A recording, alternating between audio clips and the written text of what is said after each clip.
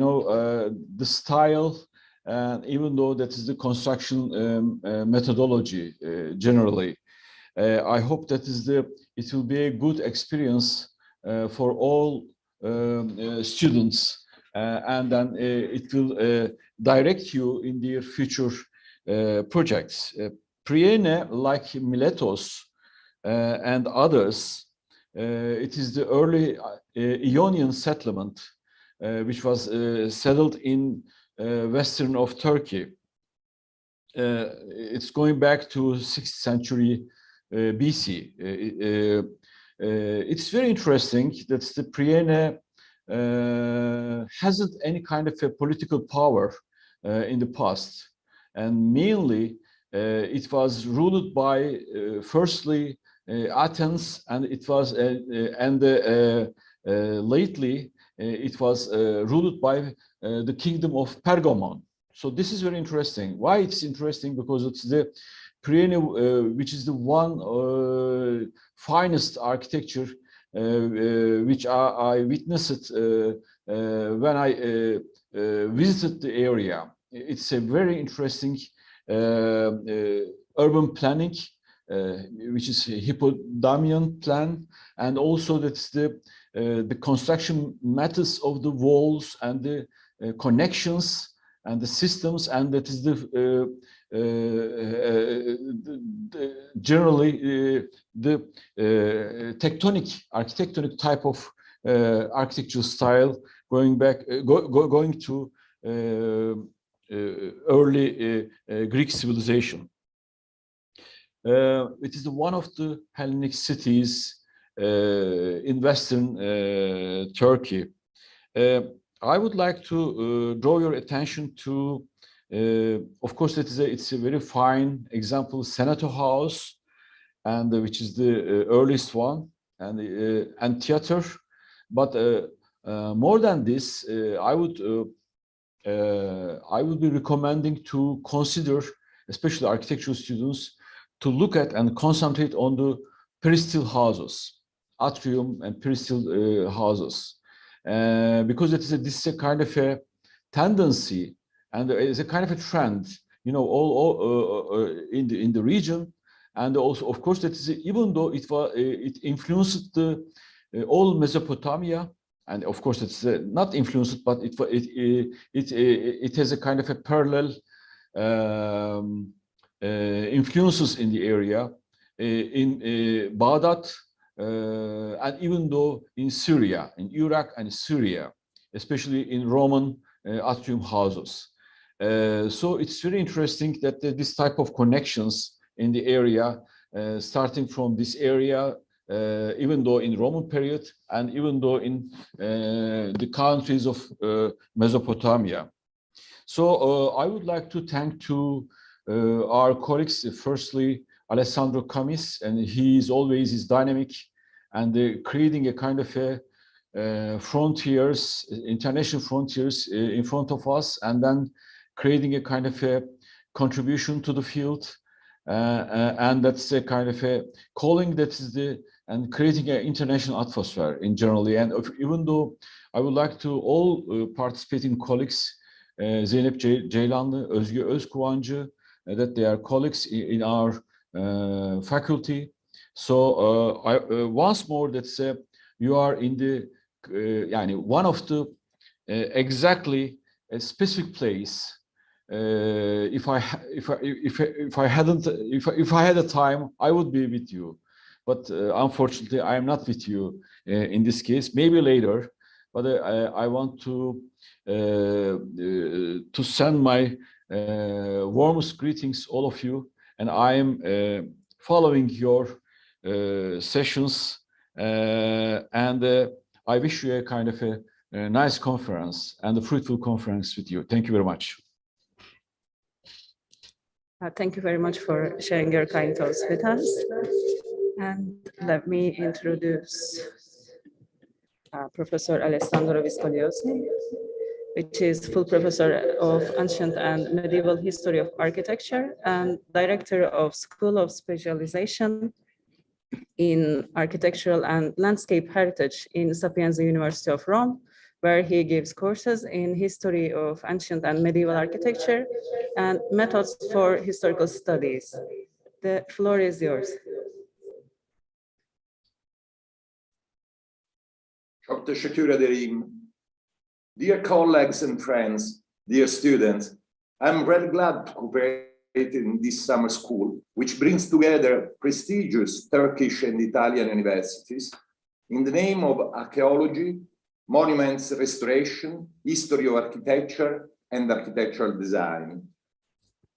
During my scientific and professional life, I was lucky enough to have been a member of the Italian archaeological mission of IASOS, from 1987 to 2015.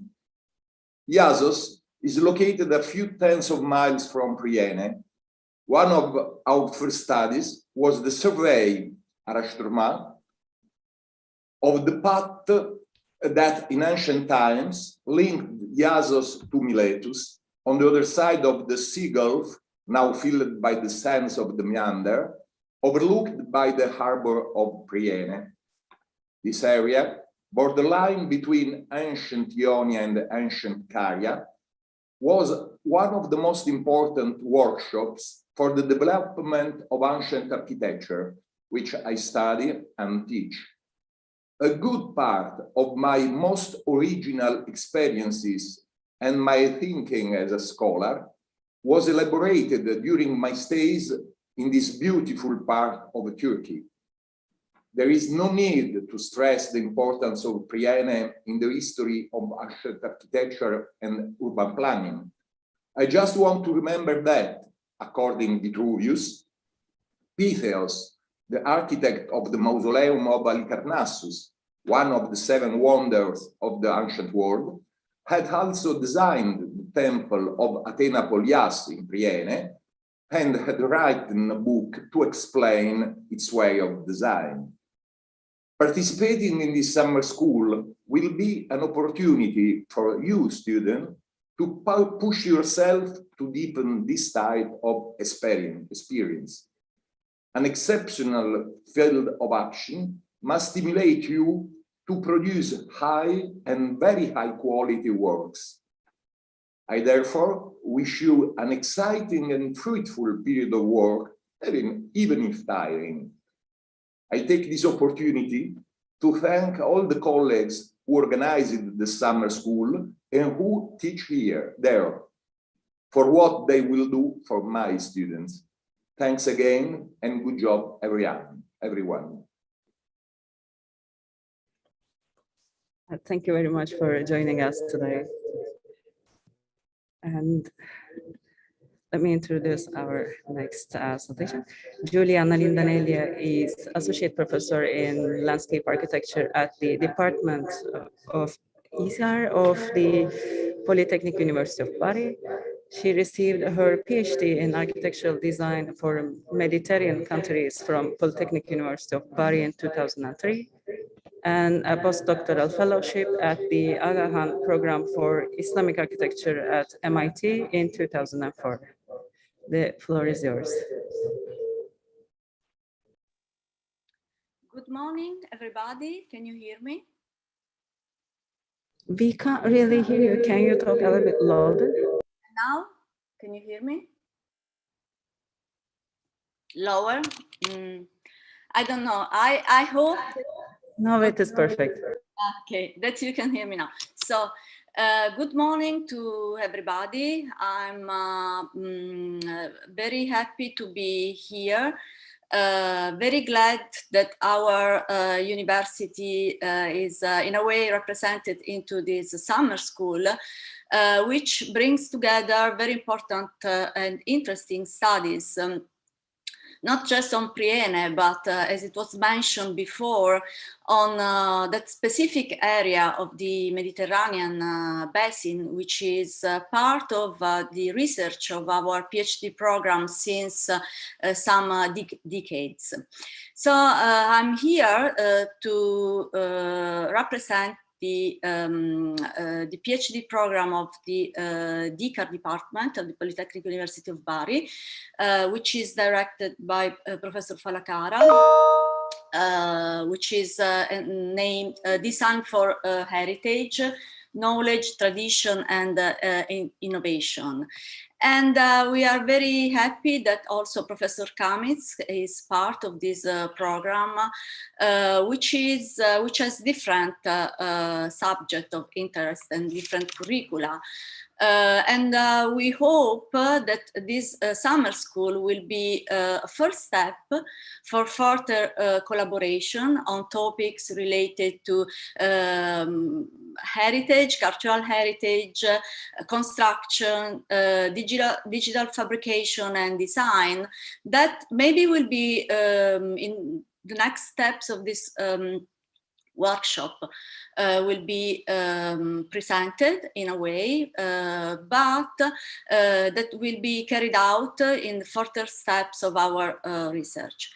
So I think this will be a very interesting summer school for the students, but I'm sure also for us that will follow this workshop in this hybrid way.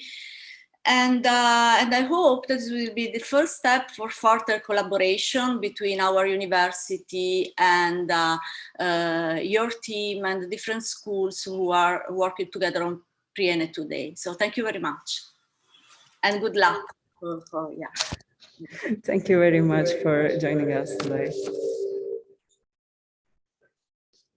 And let me introduce Simone Quilici.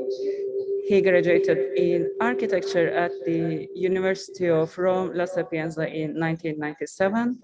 And he is enrolled in the Order of Architects of Rome since 1999. And he is the director of Parco Archeologico della Piazza Antica. The floor is yours.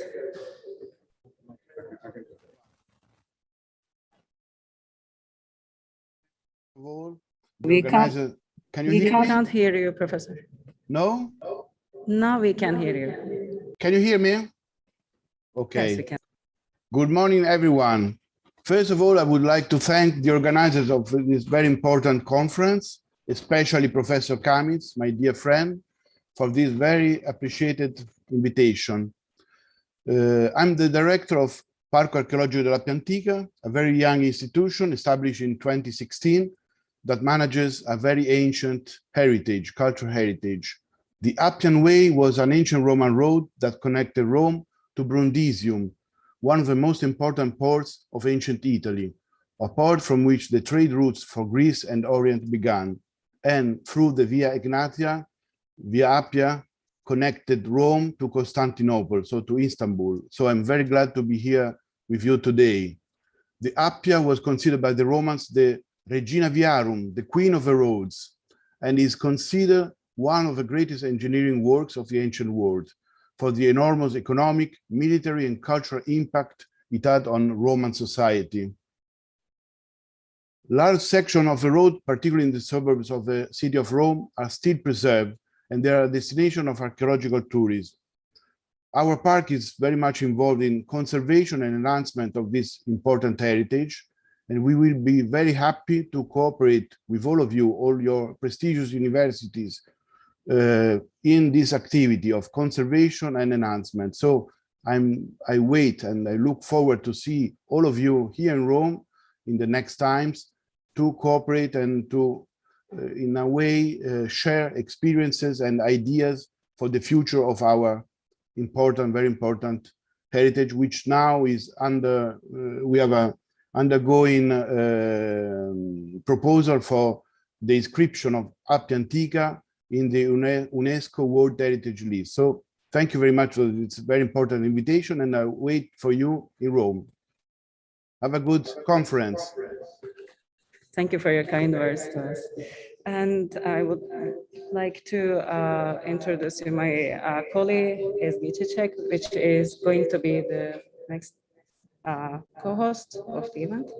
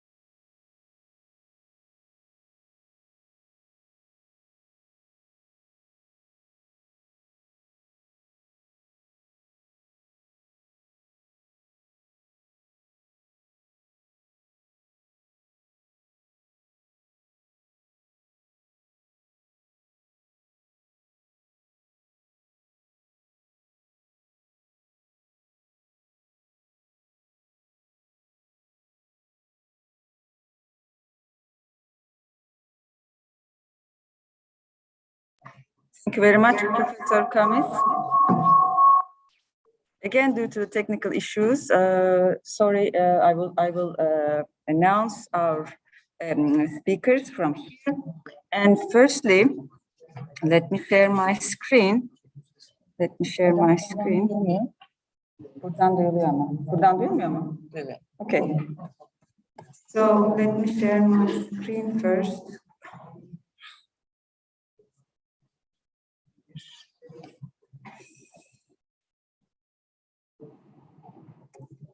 Wait.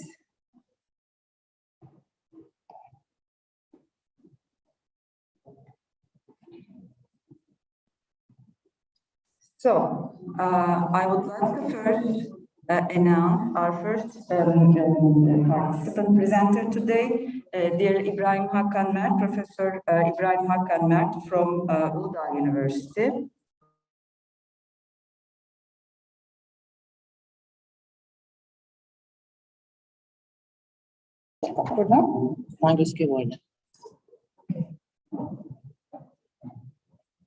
So Ibrahim Hakan Mert was born in 1966 in Antalya.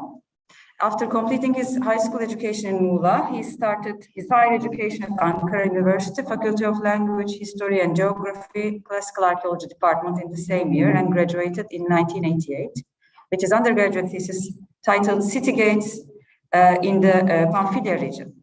He completed his master's thesis named Anatolian Gymnasium and Statoneika Gymnasium at the Social Sciences Institute of the same university. He was sent to Germany and with the scholarship, and he completed his courses and graduated from Archaeology Institute of the University of Cologne in 1995. He was appointed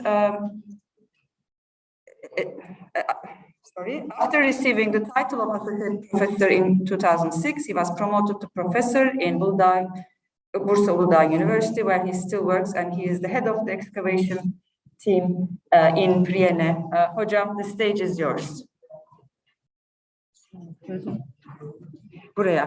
Hocam buraya alacağım sizi çünkü sizin sunumunuz burada. Stop share ben yapıyorum ve bunu açıyorum. Share screen.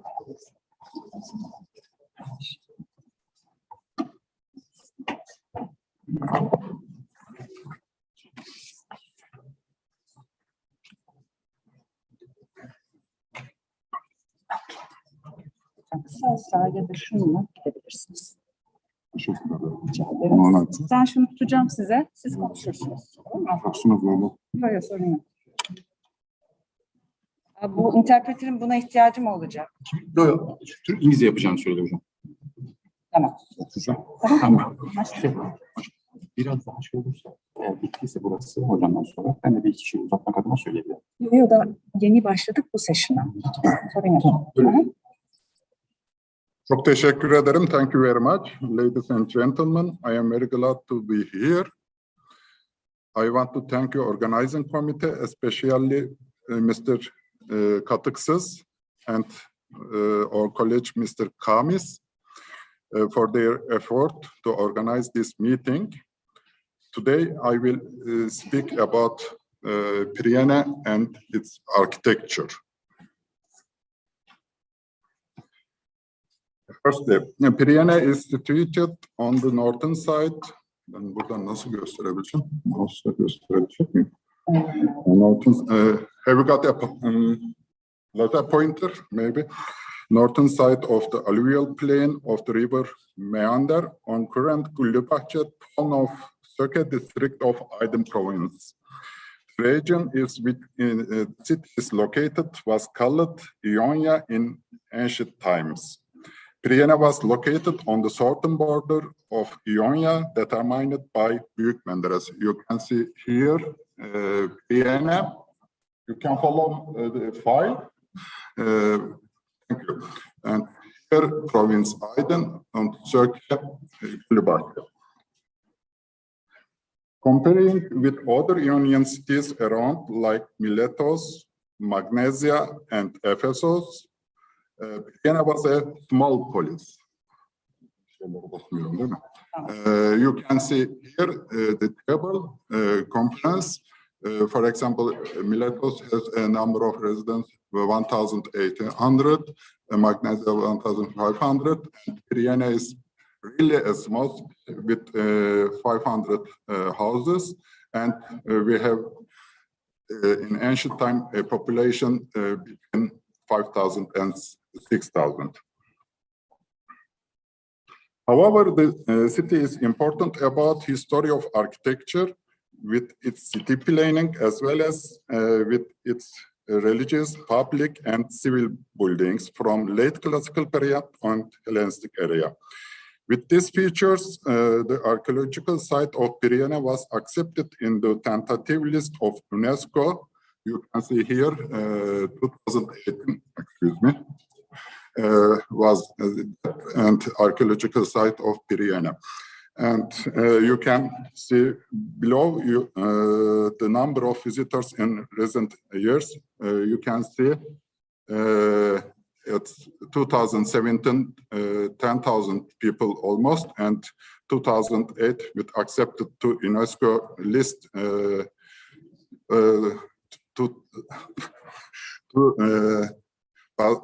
almost doubled.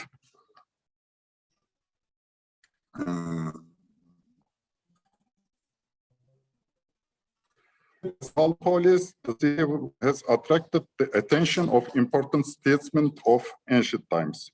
So the first building phase of Athena temple was completed with the financial support of Alexander the Great. You can see here left the inscription from temple Ante, North Ante, with the dedication Basileus, Alexandros, Aneteken, Tonaon, Athenaio, Poliadi.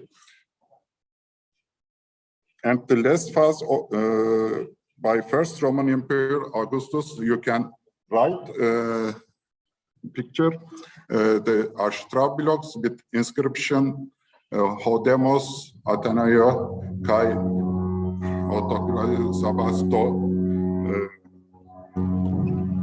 It was very important to inscriptions for us. Now I would like to give some information about the history of research at the city. In 1673, about 400 years after Priene had been abandoned by her last inhabitants, English merchants from Izmir, namely Smyrna, were the first to visit the ruined site and to consider identifying it as Priene. In this discovery, the book of Vitruvius played a role in which Pytheos was mentioned as architect of the Athenopolias temple in Priene. You can see the book of Vitruvius, 10 books about architecture, Latin, the Architectura Libri Decem, and other publications from Society Dilettante, etc. The ruins were the object investigatory missions sent out by English Society of Dilettanti between 1764 and 1766. Giovanni Battista Bora made some drawings from Athena temple. As you can see in the slide, you can find on the website from Yale University. The first systematic excavation in Priene were carried out by German archaeologists Theodor Wigand, before Theodor Wigand, Karl Humann, Theodor Wigand and Hans Schrader between 895 and 1899. As a result of this excavation, a large part of the ancient city was unearthed. You can see here, right? Due to exceptionally well-preserved condition of ruins, especially the houses, Wigand named this small Hellenistic city Pompeii of Asia Minor. In 1904, the results of this excavation was published in a book by these archaeologists. You can see here the title of this book, Priene Ergebnisse der Ausgrabungen und Untersuchungen in den Jahren, etc. The excavation and research at the site continued several German teams from last quarter of the 19th until 2040 under the direction Wolf Königs, it was an architect, and Wolfreck from Frankfurt University. Since 2014, the excavation research have been conducted by a Turkish-German team together under the direction of me from Bursa Uludağ University. The main object of these new campaigns is to focus on areas that have never researched, such as at tombs of Eastern Acropolis and newly discovered chapel on northeastern of city. You can see here Necropolis chapel, Necropolis, some graves. Besides, new restoration and conservation projects are conducted under supervision of German team, consists of archaeologists, architects, and restaurateurs. You can see here restoration, especially anastylosis from Hieraspa, north of Agora, left upper.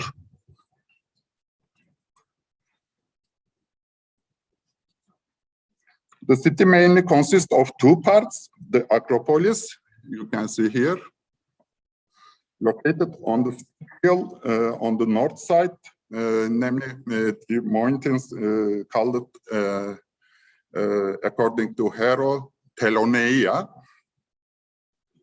located on the steep hill on the north side, and the lower city, you can see here, on the south slopes, where public and civil buildings built on terraces. The city was surrounded, of course, by a fortification wall supported by towers during its foundation phase. You can see here the city walls.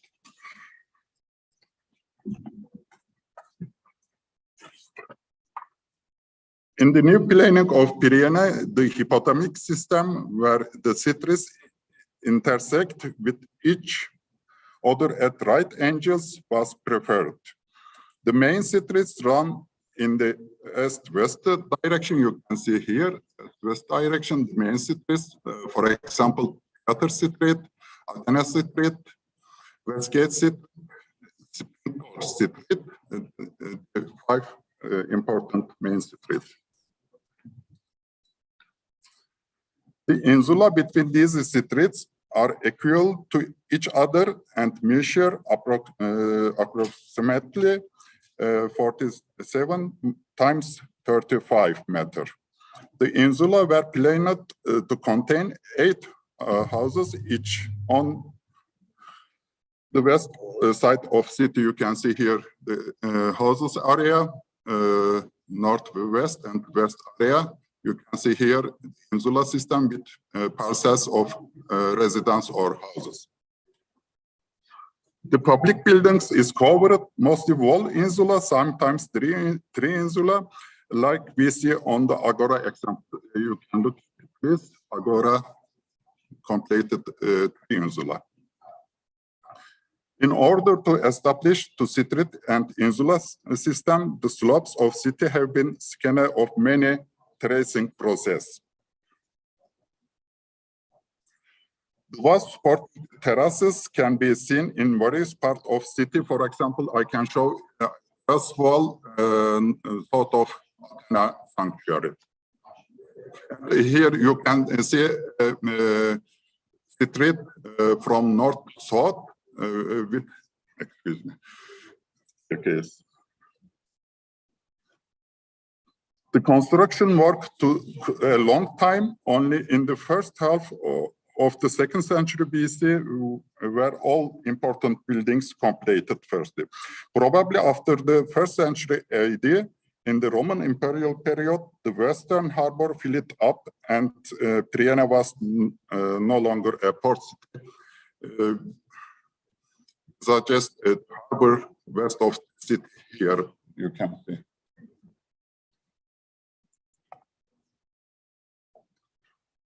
Main entrance to Priene provided through the eastern and western gates in the ancient times. You can see here eastern gate, and you can see here western gate.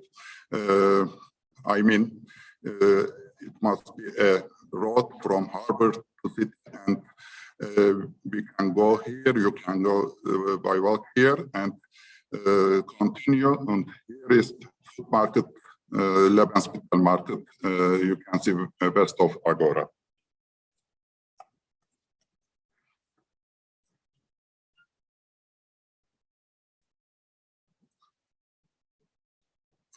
I want to continue with the public building of Priene. First, I will talk about the temples and sanctuary of the city. Yes. The most recognized temple of the city was, of course, Athenopolias temple. The temple was dedicated to main goddess of the city. It is situated in a sanctuary which consists of various buildings. Here is the location of the sanctuary, you can see here.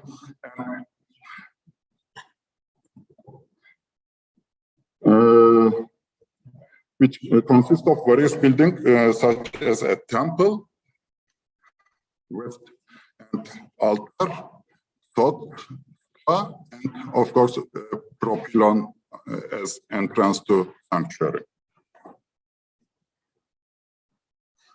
As we know from ancient sources, of course, with reviews, this temple was already famous in antiquity, and it was built by most famous architect of 4th century BC, namely Pteos, who is also the builder of the mausoleum at Halikarnassos, which is counted among the 7 wonders of the ancient world. The first building phase of the temple is from middle of 1st century BC. The temple had many additions from the time of Alexander the Great and completed in early Roman imperial times.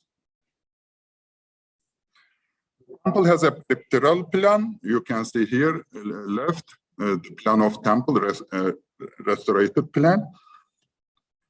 A pronaos, you can see here,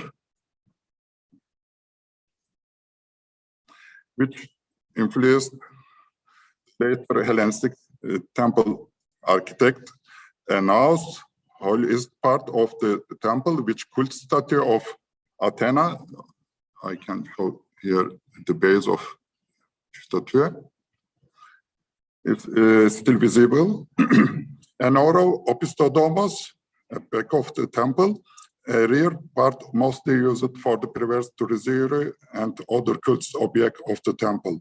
As you can see on the dia, temple surrounded by a row Ionic columns. Here is the restoration.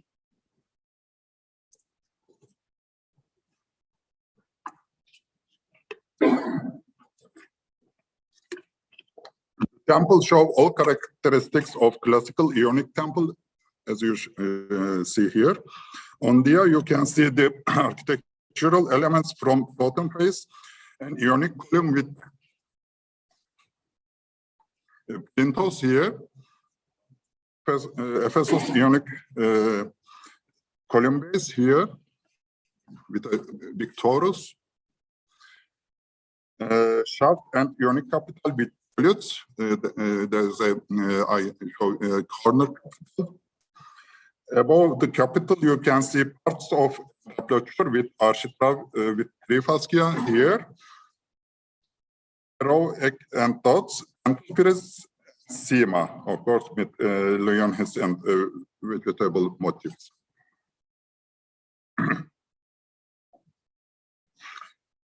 On the picture above, you can see the situation of temple in the time of Alexander the Great.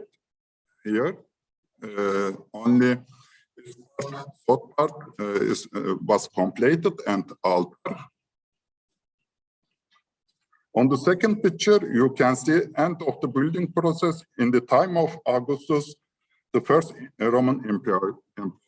Here was the complete the sanctuary with propylon, sod, stoa, etc. Along with Athena, many other pagan divinities were also worshipped in Priene throughout the history. For example, Zeus, Demeter, Poseidon. You can see here examples. Here is Demeter Sanctuary, plan of Demeter Sanctuary. Poseidon, Asclepios were other main Greek divinities who were respected and had a cult in the city. Besides a sanctuary for the Egyptian gods, Isis, Serapis, and Anubis was built mostly probably for Egyptian merchants, maybe under authority from Ptolemaios. You can see here the plan of Egyptian gods, a sanctuary of Egyptian gods. There are also some sanctuaries of monotheist religions. It's very important in the city with acceptance of Christianity from Eastern Roman Empire as official state religion at the end of 4th century AD. Two churches with a basilical plan was erected in and around the city. I can show as example here, Bishop's church in the city east of Athena temple. During our research, we have unearthed a new chapel decorated with mosaic figures and wall paintings in Eastern Acropolis. From the remains of synagogue, we know that also a Jewish community lived in Priene in 4th century AD. You can see here the plan of synagogue right above.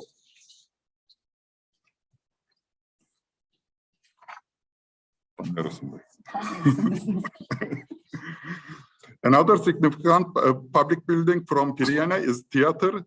This theater is only preserved one in Western Asia Minor, which was not lavishly overbuilt in Roman period, but with its lunette-shaped cavea and low stage house has preserved in Hellenistic state.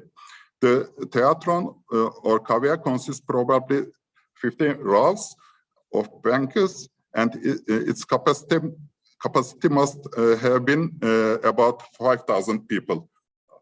I must go on. Okay.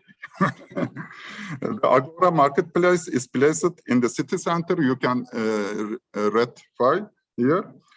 It covers 3 insula. It was the place where the processions were held and where city erected honorific statues and monuments for important people, namely citizens. You can see here these are honorific monuments. To construct this gigantic square of 75, more 46 meter in founding period of city, many meters of rock dug away to north and ground was filled to south. The north side of Agora has witnessed a new construction phase of middle of 2nd century BC. A new columnate hall which covered entire width of Agora at north were rebuilt. It's very interesting to see here mix ornament from Doric and Ionic order. For example, that is for the middle of 2nd century BC. You can see here Doric architecture, Doric crest, after that Ionic elements, dantes and sima with line. And here is this situation after our astylosis from last year. Another 2 public buildings is in this area where Priene and Buleterion. Here you can see in red circle. Priene office building of the city executive. It was also the place where foreign diplomats, guest house, were welcomed, and holy fire of goddess Hestia burned day and night. Buleterion was the seat of city council like Priene, the earliest version of the building dates 2nd century BC. and was changed several times in the course of time. The building provided room for at least 500 members of the city council. In the middle of hall, you can see an altar with pictures from gods. Besides the public buildings, Priene presents most remarkable civil buildings, examples from Hellenistic period in Anatolia. The houses of Priene can be observed mainly two parts at western side. I show it here, northwest and west side. The house consists of 4 rooms, to north followed by open court and storerooms, workshops, or shops sold to street. That is a typical house, Prostas house, name it. Northwestern residential area shows more luxurious houses, buildings. This kind of houses consist of mainly a wide court in the center, you can see here. Surrounded by a row of columns, of course, called still in Greek here. Still. Around this court, where there are many rooms which were used for different purposes, the walls of some these chambers were covered with wall paintings. You can see here, right? The water was also provided. These houses with water pipes. I must almost finish. The last building group today will introduce is Gymnasium and Stadium Complex. Priene has 2 gymnasia as example. I can see here Upper Gymnasium and Lower Gymnasium. The word of gymnasium comes from Greek origin. Gymnos means naked, because the students and sportsmen were training naked and their body were covered with over oil. And we can compare Upper Gymnasium with Pestil House. You can see here a Pestil in the middle, and around Pestil you can see different rooms for different functions. The Lower Gymnasium can be dated in the 2nd century BC. Very important room from Gymnasium was called Ephaboeum for the lecture for students. And you can see here topos inscriptions from students on the wall. East of the Upper Gymnasium, you can see here Stadion. And start line of Stadion. And I will be finished the presentation with necropolis area as example. Eastern necropolis of the city located on the ancient road from Eastern Gate to Magnesium Meander. Here you can see this road, and along this road we found graves, and we have got of graves. For example, here is a tumulus. Here is, excuse me, number grave from Roman period, and mostly we have Mazoion grave tip in necropolis. Thank you very much for attention.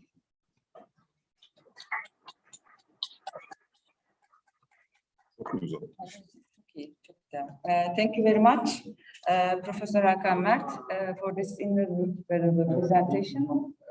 Now I'm going to give. Okay, we have our district governor and mayor here. They will be joining us for a brief time, and then short speeches, and I'll be announcing them. And for the conference, we will have like a 10-minute break. Thank you for your understanding, but as you know, the local government is very important for us, for the projects. So thank you. I will just invite them inside now. Is there any question, Paul? Yes. Have we time? Yeah, of course. Do we have time for that? I mean, 5 minutes maybe. Okay, then. So I would like, okay, first I would like to thank again to Professor Hakan Mert. Is there anybody who would like to raise any questions regarding the presentation, regarding the... Tamam, tamam. Aha, bakıyorum buraya da. Come here, please.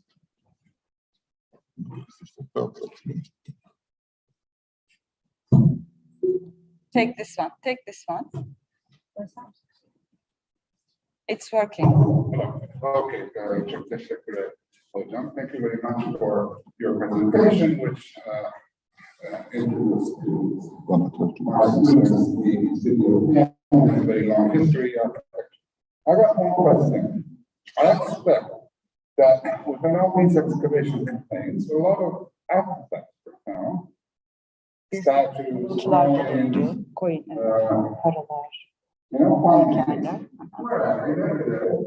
Bu bulutlar nerede?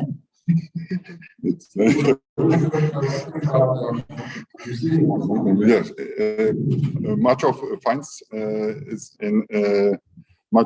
is in Millet Museum in Depot and in exhibition Rome, and other finds about that we must study it is in our excavation depot.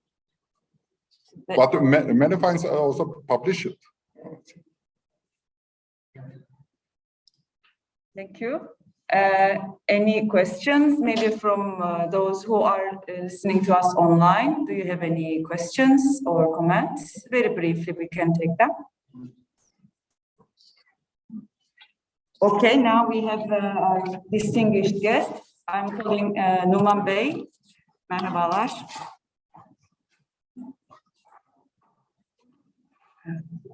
Şunu mikrofonunu aç.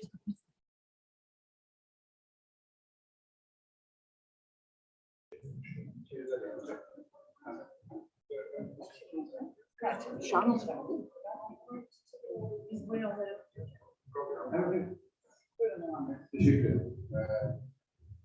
We have our translation.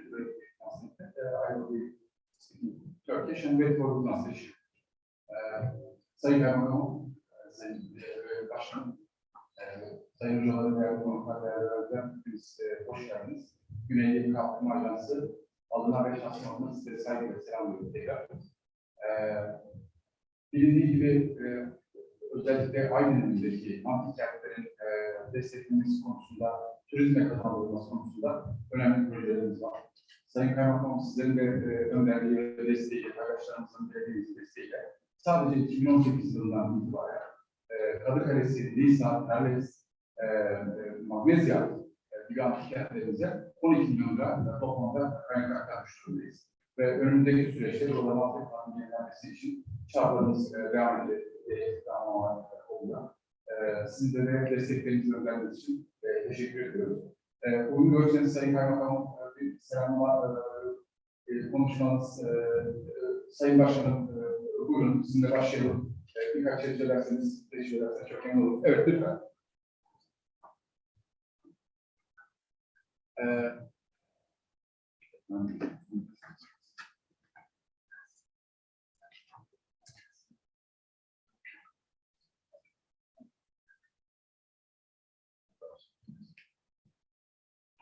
Sayın Kaymakamım, değerli misafirler, yurt dışından gelen misafirlerimiz, hepinize hoş geldiniz diyorum. Mikrofonu açabilir miyim lütfen?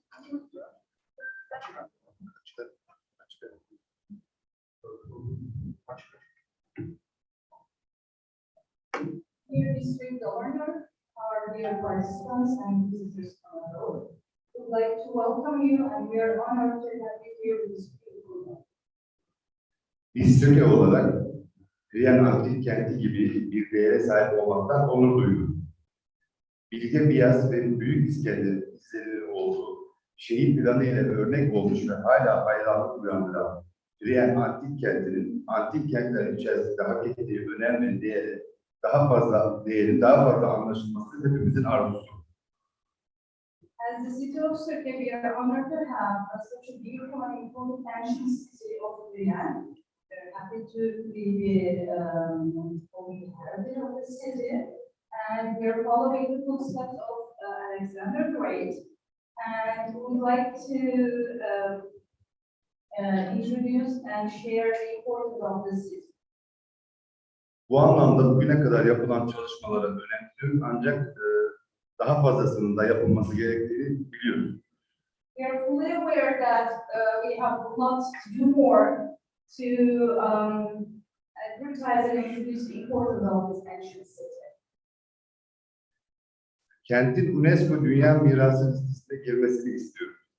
Sizlerin yapacağı çalışmaların bizlere bu yolun açılmasında büyük katkısı olacağını da biliyoruz. We would love to see our dear city of Priene on the list of cultural heritage of UNESCO, and we value your studies for this aim. Söke Belediyesi olarak bizler de yapılacak tüm çalışmalarda imkanlarımız ölçüsünde yanınızda olacağımızı bilmenizi istiyoruz. As the municipality of Söke, we promise to support your studies and share all your endeavors. Ayrıca Priene Antik Kenti ve Söke'mizin tanıtımı açısından da önemli olan uluslararası yaz okulu için burada bulunan tüm katılımcılara tekrar hoş geldiniz diyorum. Yapılacak çalışmalarda başarılar diliyorum. I'd like to welcome again all the participants for the summer school, which is very important for the introduction of it. Bu buluşmanın gerçekleşmesini sağlayan Güney Ege Kalkınma Ajansı, Özyeğin Üniversitesi ve Priene Antik Kenti Kazı Başkanlığı'na çok teşekkür ediyorum. I'd like to thank Southern Region Development Agency, Özyeğin University, and Priene Antik Kenti Kazı Başkanlığı.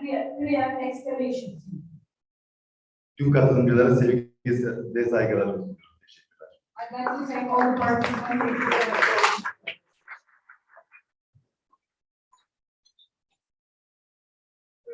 Sayın Başkanımıza konuşmalar için teşekkür ederiz. Sayın Kaymakamım, size görüşe davet ediyoruz. Teşekkür ederiz.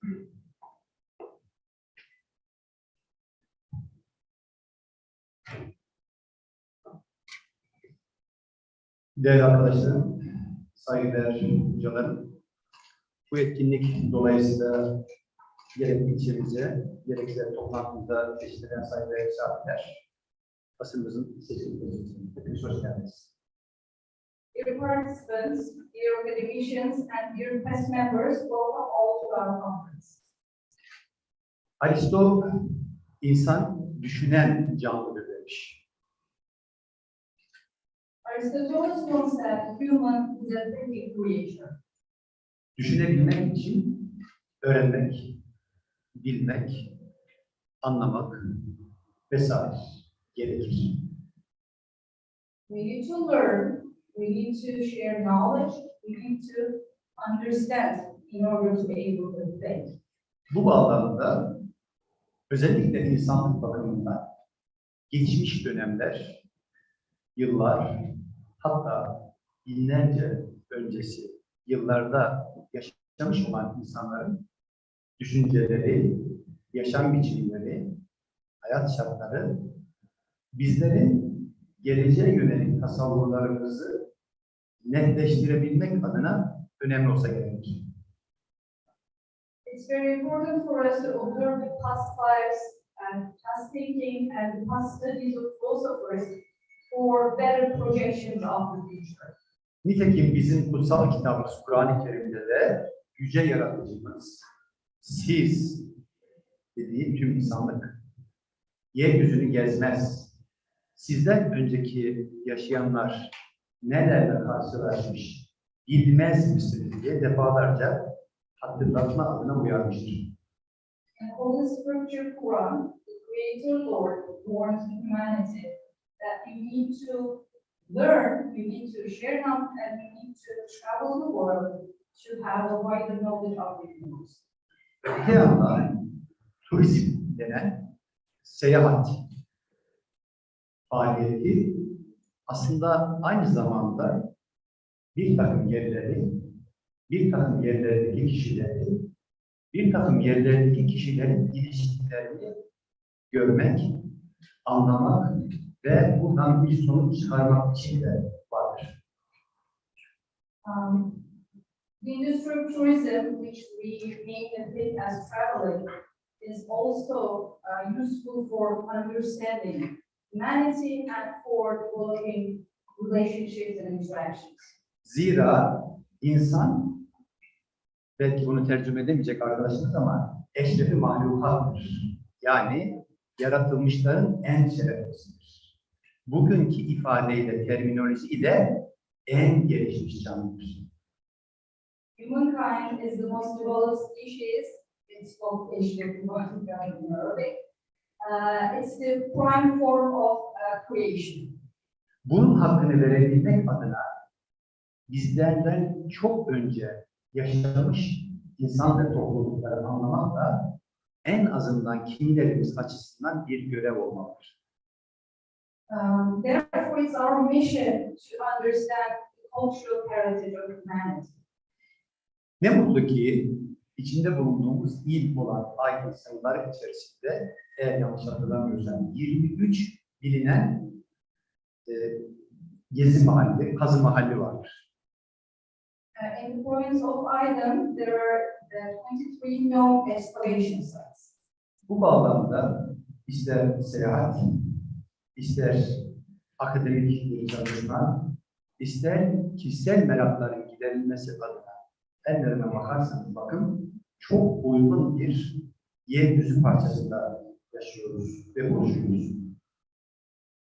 In this terms, Aydın is a rich area for academic studies, for traveling, or for personal interests.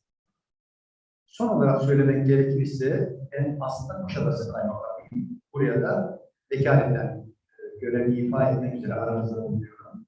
Kuşadası'nda Kadı Kalesi, Aniye, Kazı Mahalli dolayısıyla GEKA, Güney Ege Kalkınma Ajansı, Aydın Valiliği, Kuşadası Kaymakamlığı'nın marifetiyle Kazı Mahalli'nin düzenli, modern bir projeyle kapatmak suretiyle Türkiye'nin en büyüğünü gerçekleştirmek, kapatılan alan anlamında. Dolayısıyla bu sektöre, bu hizmet alanına ya da ilmi yaklaşımlara daha uygun bir ortam sağlamak adına çok da güzel bir çalışmayı gerçekleştirdik, sonuçlandırdık. As the district governor of Kuşadası, I'd like to announce that in Kuşadası, we have a joint project of modernizing the architectural site of Anya. We are building modernized coverage for the area so that we can introduce it to the international press and to the Sonuç itibariyle Aydın'ımızda, dolayısıyla Kuşadası ve Sökeriz başta olmak üzere bu bölgede sizin ilgi ve görev alanınızı ilgilendiren bu alanlarda çok ciddi çalışmalar yapılmakta. Devlet kendi içerisinde uyumlu çalışmak suretiyle son derece etkin projelere imza atmaktadır. In this area, there are very serious scientific and academic studies because we attribute great importance to architectural and archaeological development. Ümit ve temenni ederim ki bugün gerçekleştirdiğiniz bu çalışma dolayısıyla benim bahsettiğim ya da bahsetmediğim çalışmalara uygun bir ebelik ortamı oluşturmak suretiyle bundan sonraki yapılan çalışmalara çok ciddi manada bir katalizör görevi de yapmış olursunuz. I genuinely hope that all these recent studies will host future studies and will be hosting more development projects for this well region of Aydın and the actions. Emeği geçen başta GEKA ve Özyeğin Üniversitesi olmak üzere ev sahiplerinden kaynaklı ve her aşamada emek, destek ve katkısını esirgemeyen tüm kurum ve kuruluşlara, gerek bu kurum ve kuruluşların içinde ya da dışında yer alan kişilere teşekkür etmeyi, temsil ettiğim Türkiye Cumhuriyeti Cumhurbaşkanlarına bir görev kabul eder, hepinize saygılar sunarım. I'd like to thank GECA, Byzantine University, IM, and all the other institutions in name of our president for their cooperation, participation, and for their efforts.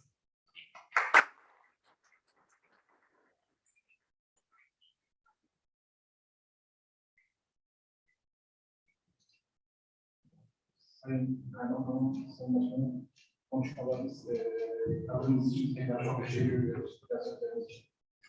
Zeynep Hocam, şimdi isterseniz Sayın Kaymakam, Sayın Başkanım müsaadenizle programa devam edelim.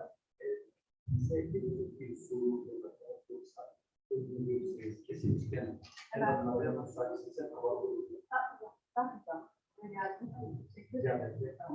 Varsa alan yoksa yani if there are any questions, Teşekkür ederim. Çok teşekkürler. Ayağınıza sağlık.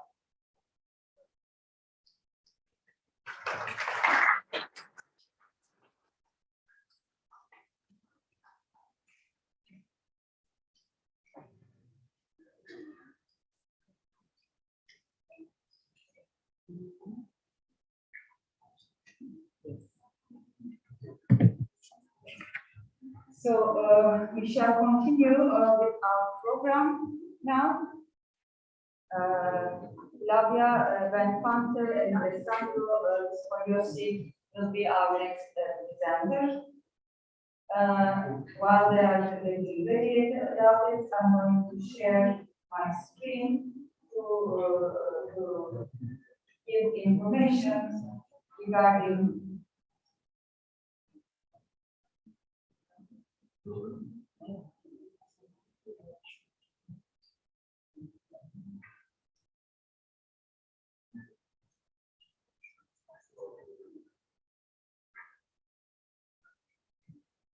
So, Dr. Architect Flavia Benfante is a PhD in history of architecture at DSDRA of the University of Sapienza in Rome. Her PhD research dealt with late antique residential architecture in Rome and Ostia, and also on the study of the Settesa Domus in Rome. Since 2019, she takes part in the exploration campaign led by the faculty of Young University area of the so-called Palazzo Imperiale of Adramitayun. She is currently a postdoc connected with the Sapienza project, and the aim of the research is to create a digital representation in GIS and GIS models to reorganize and visualize the archive materials of these installations, and in the rest section of the lab work. Dear Flavia, the stage is yours. You will be sharing my computer. Yes. All right. Share. So we have roughly 20 minutes, right? Perfect.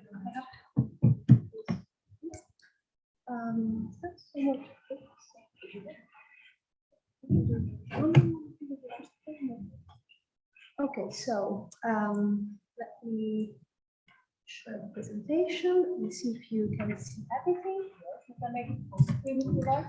It is already? Okay, great.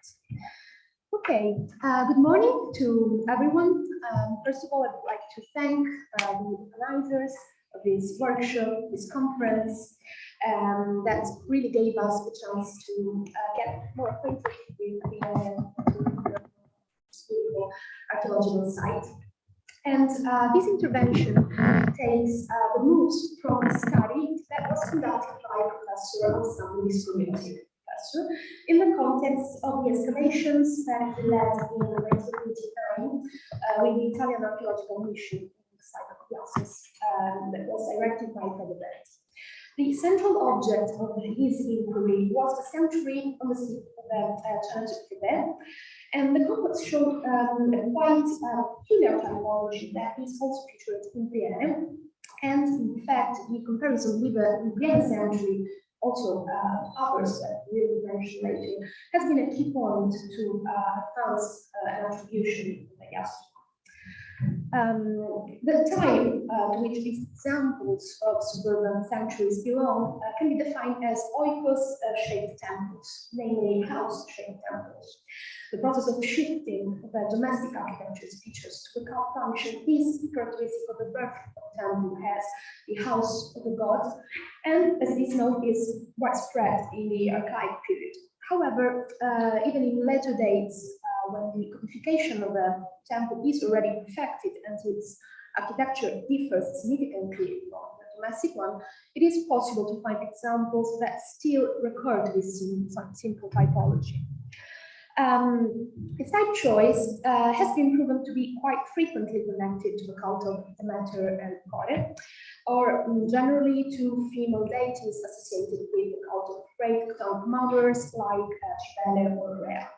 The two goddesses, in fact, were worshipped mostly by women, and their sphere of influence was predominantly concentrated on the house and the activities related to it, like the administration of the residence, the care of children, the securing of food supplies.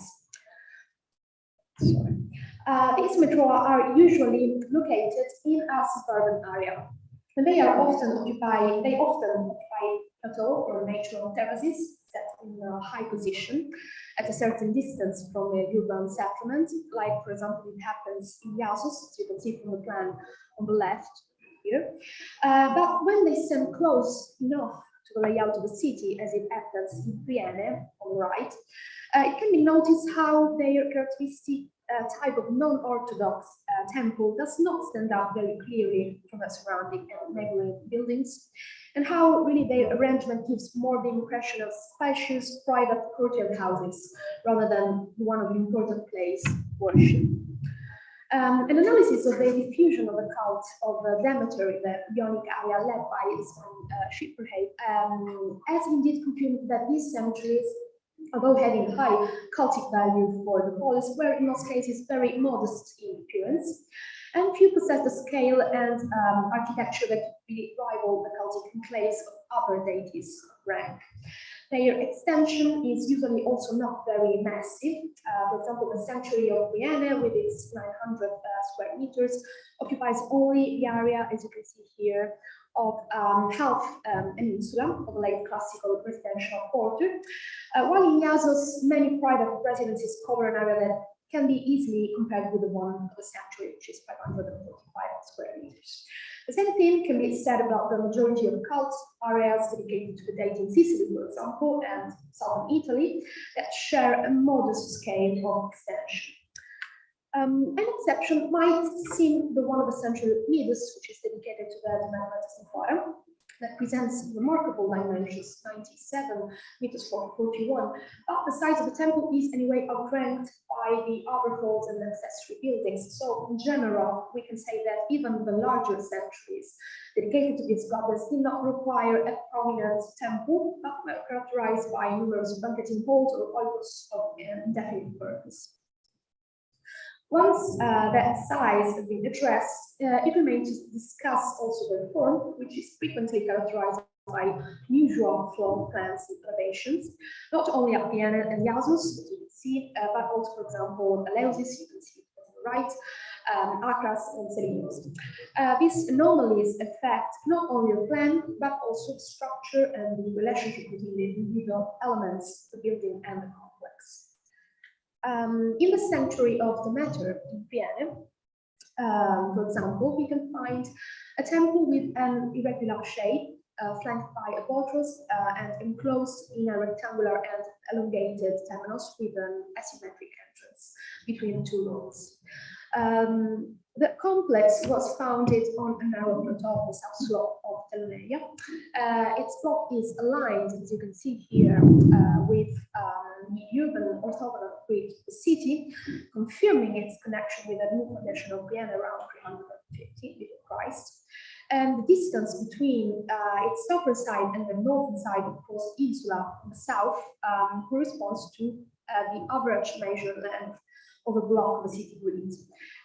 The deviation of the complex from the street grid instead in the east-west direction is probably due to practical reasons related to the advantage of exploiting the rocky bank for construction, avoiding to create new substructions. Even after being buried under collapsed local limestone, the sanctuary remained recognizable thanks to the southeastern corner of the religious wall, which, with its 5 meters height, remained the most precious landmark among the ruins of the city.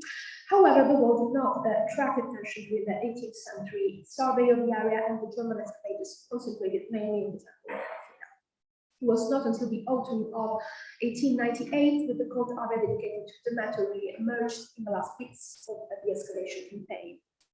The excavators' main interest, however, was in the numerous terracottas found in the sanctuary rather than its architecture. But the dedication of the temple was assured by founding of 2 inscriptions identifying a certain Lycian and Monasa as priestesses of the Demeter Empire.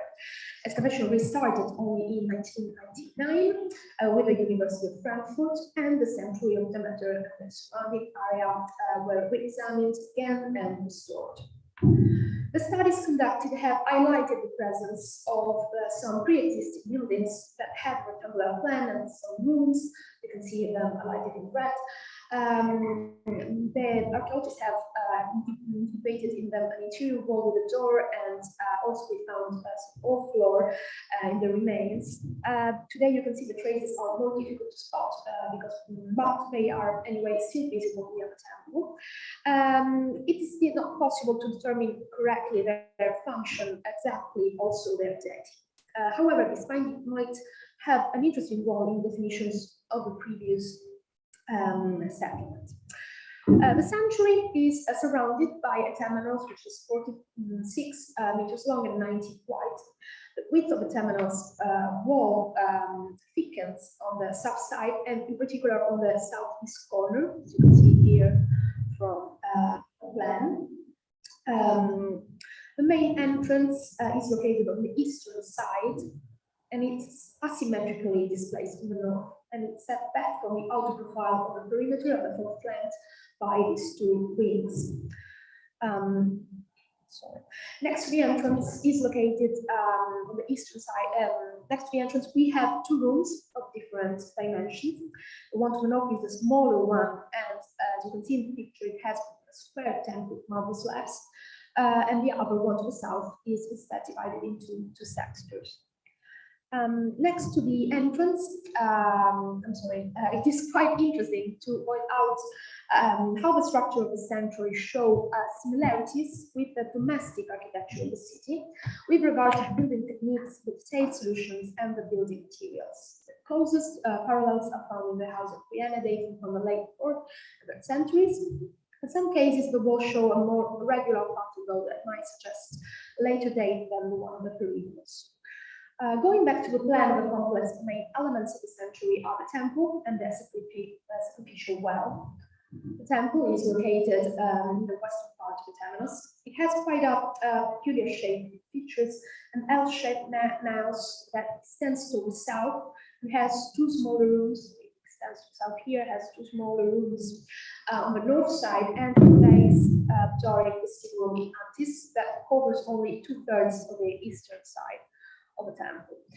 Some hypotheses have been advanced on the phase of transformations of the temple, but they still need to be validated. And in the first phase, the hypothesis will construct a simple rectangular building with 3 internal halls. The records of a level of 10-20 centimeter thick with fragments of marble and architectonic decoration has been interpreted as a change of heart in the project, then leading to a second phase with an L shape. You can see here, and in the first phase, instead, the vestibules closed in these dormers outside with 2 walls, and the internal disposition is being changed. Quite stimulating comparison can be made with the process house in Priene, and in particular with the house 33, that in its second phase, probably still from earlier Hellenistic period, was extended into a property covering more than 2 houses and hosting a part of worship. The constructive technique is similar to the one of the temenos, but with big blocks on the outer facing and small blocks roughly polished in the interior. Another similarity with the domes for the priest stands in the use of the architectonic order. In fact, both buildings open onto the courtyard with a Doric portico antis. On the silhouette of the temple, we have two fluted columns with Doric capitals and roots at the base of the neck. And among the findings, as you can see in the picture, there were 5 pieces of the southern column and its capital still in the position of F4, and also 2 more upper columns fragments and 2 parts of the outer pillars. It's interesting to notice that the central interact is small, smaller than the side one, slightly asymmetrical also. There are no findings of architrave, entablature, or roofing, so they might have been used. The columns are quite slender, with a height that surpasses the Doric columns of contemporary buildings in leanness. Although the Doric order is not common in Asia Minor, it was mainly used in secular architecture, in contrast to the Ionic order that was dominating in the temple buildings. Temples of Athena, Priene had a unique order. So we can affirm that the plan and elevation, the building technique, the material of the sanctuary are different from the usual parts of the sacred Greek architecture, and find more relatable confrontations in the domestic architecture. Again, here we go back to the theme of the Oikos. And these considerations can be useful to guide the construction of this complex, and in particular, the shape of the roof. It is maybe more likely a combination of plain and sloped roof common in domestic architecture rather than maybe a temple or gable. The other important cultural structure is the well, which is approximately 3 wide, and it is made of stone blocks that descend to the rock floor at a depth of 2 meters.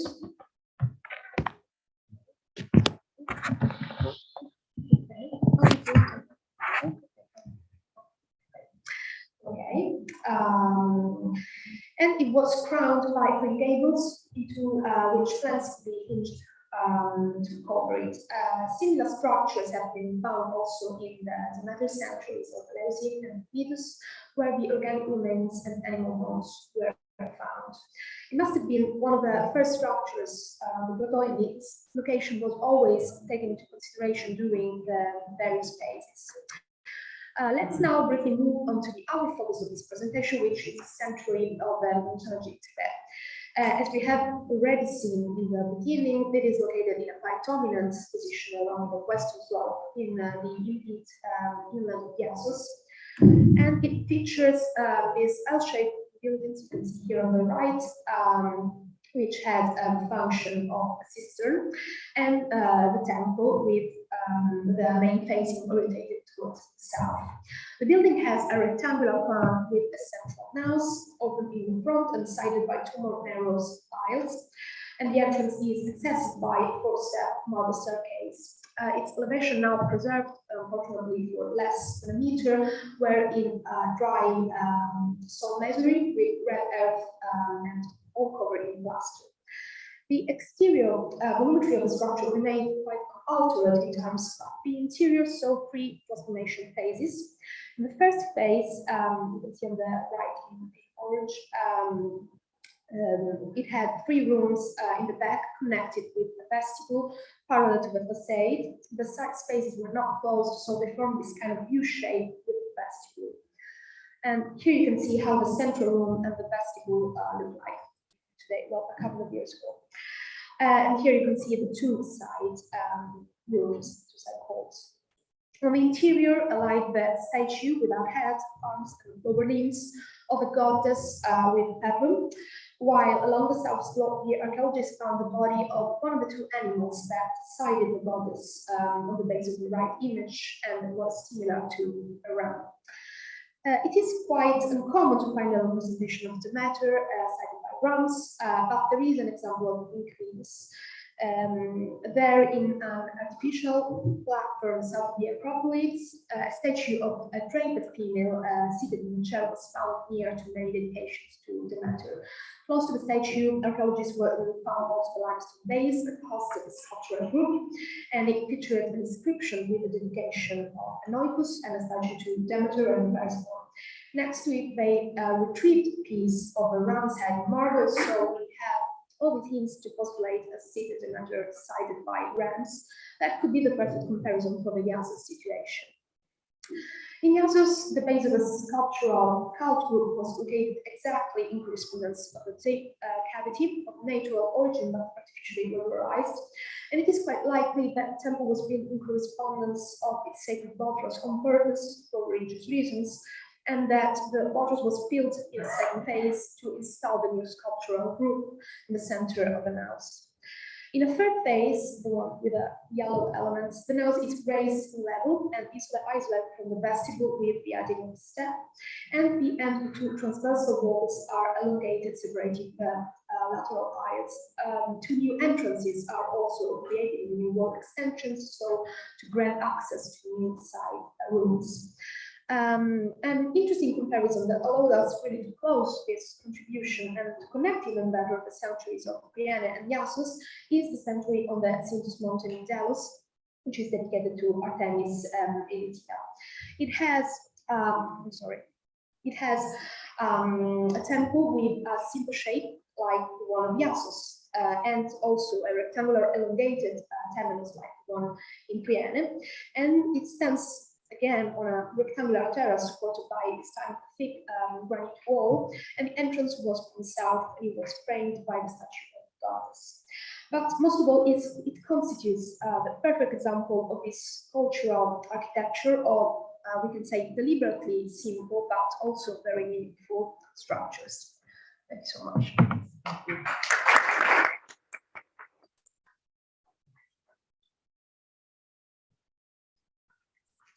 Thank you very much, Flavia, dear Flavia.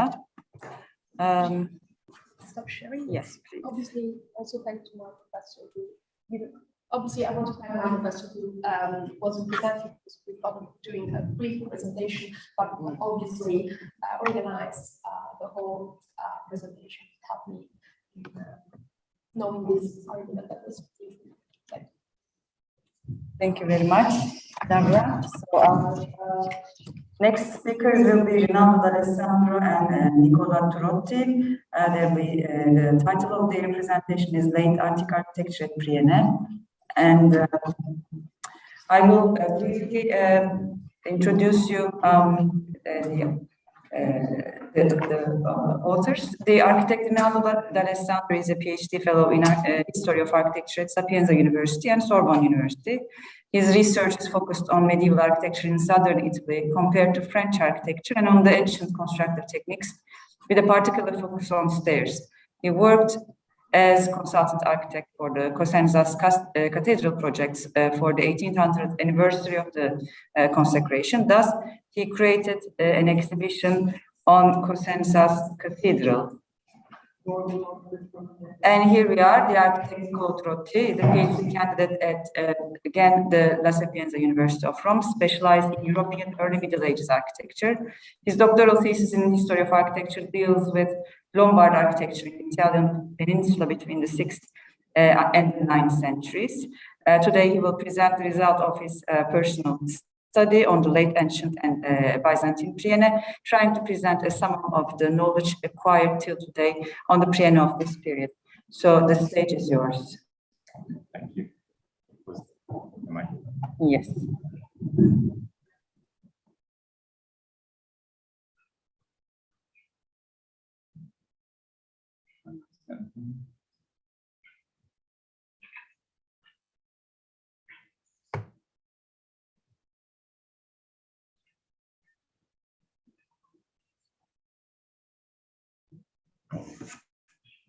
So, good morning, everyone.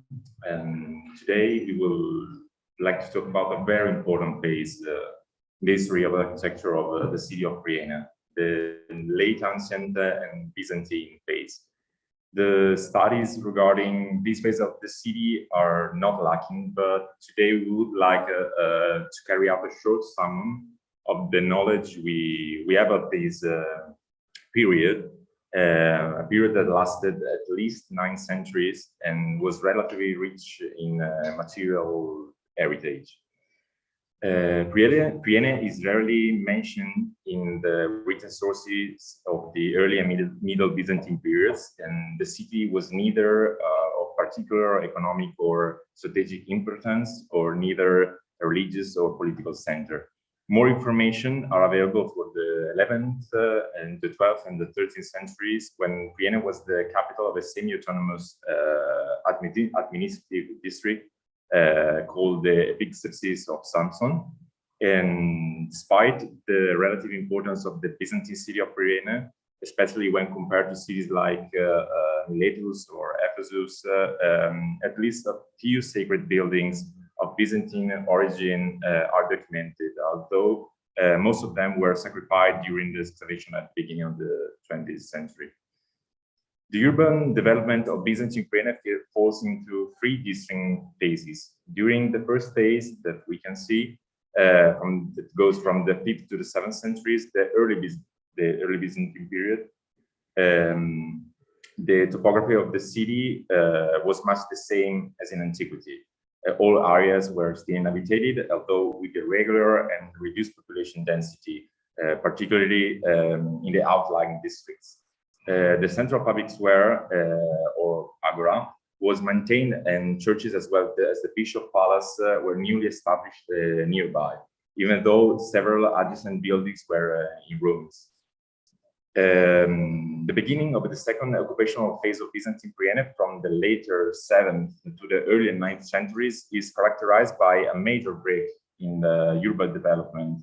In the late 7th century, the lower city of Priene was nearly abandoned, as indicated by absence of vines. And instead of the lower city, a new permanent settlement was established on the Acropolis, inside the partly reconstructed and strengthened Hellenistic edifications. The third occupational phase of Byzantine Priene lasted from the late 9th to the 13th centuries, and the Acropolis continues to be settled. And these defenses were expanded to the north with an additional triangular outwork and the Round Tower. And the eastern and central areas of the lower city were repopulated. Only the western quarter remained nearly abandoned.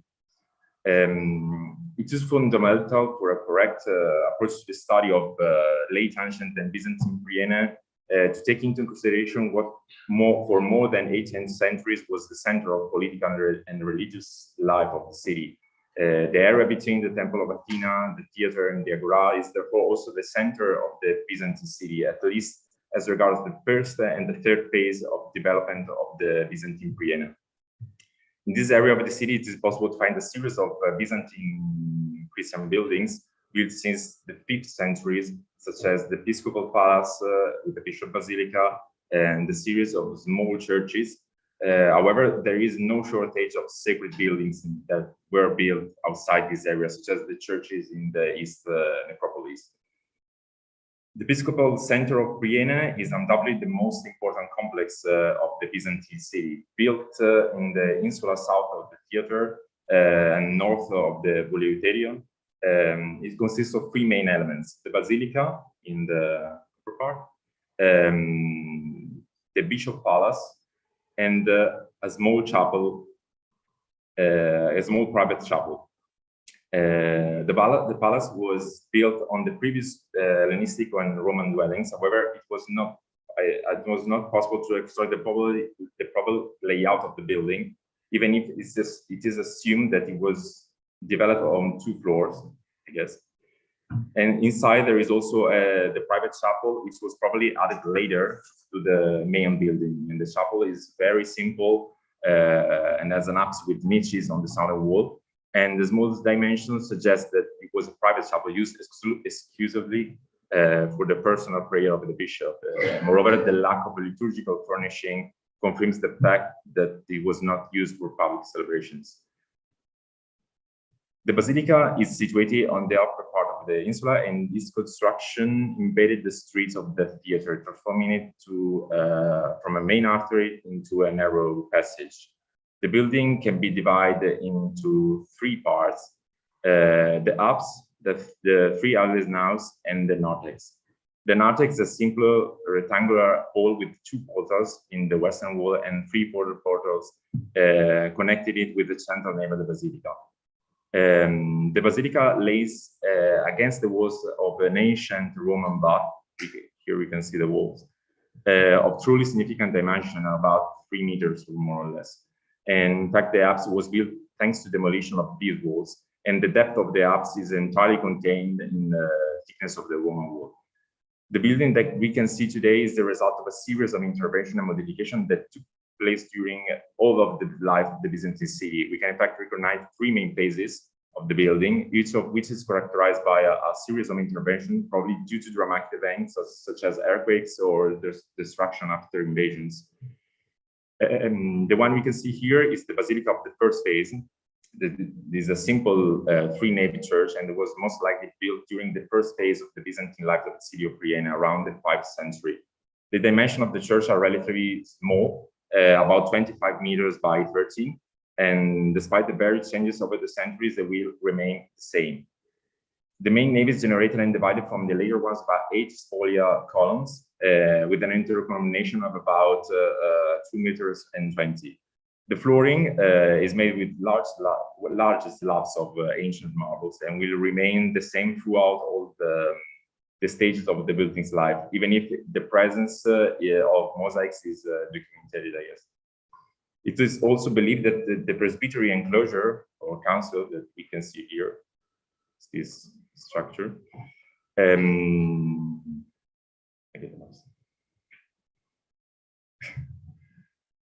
which this council, we must remember that is present in all ancient and Byzantine churches, not only it were not only located near the presbytery, but probably also divided the side aisles to the main nave. Nothing is known about the roof, but it can be assumed that it was made by wood and timbers. The second phase Basilica can be dated between the 5th and the 7th centuries, and typologically is very similar to the 5th century Basilica, but there are few substantial differences. First of all, the advancement of the space of the aisle. The west wall that separates the narthex from the aisle is moved, and consequently the hall is larger. Another important difference is the addition of columns in the primitive Basilica. There were 8, and now there are 10. And consequently, also the intercolumniation is reduced. Now it's measuring about 1 meter and 80. The reasons that lead to the partial rebuilding of the Basilica are known to us.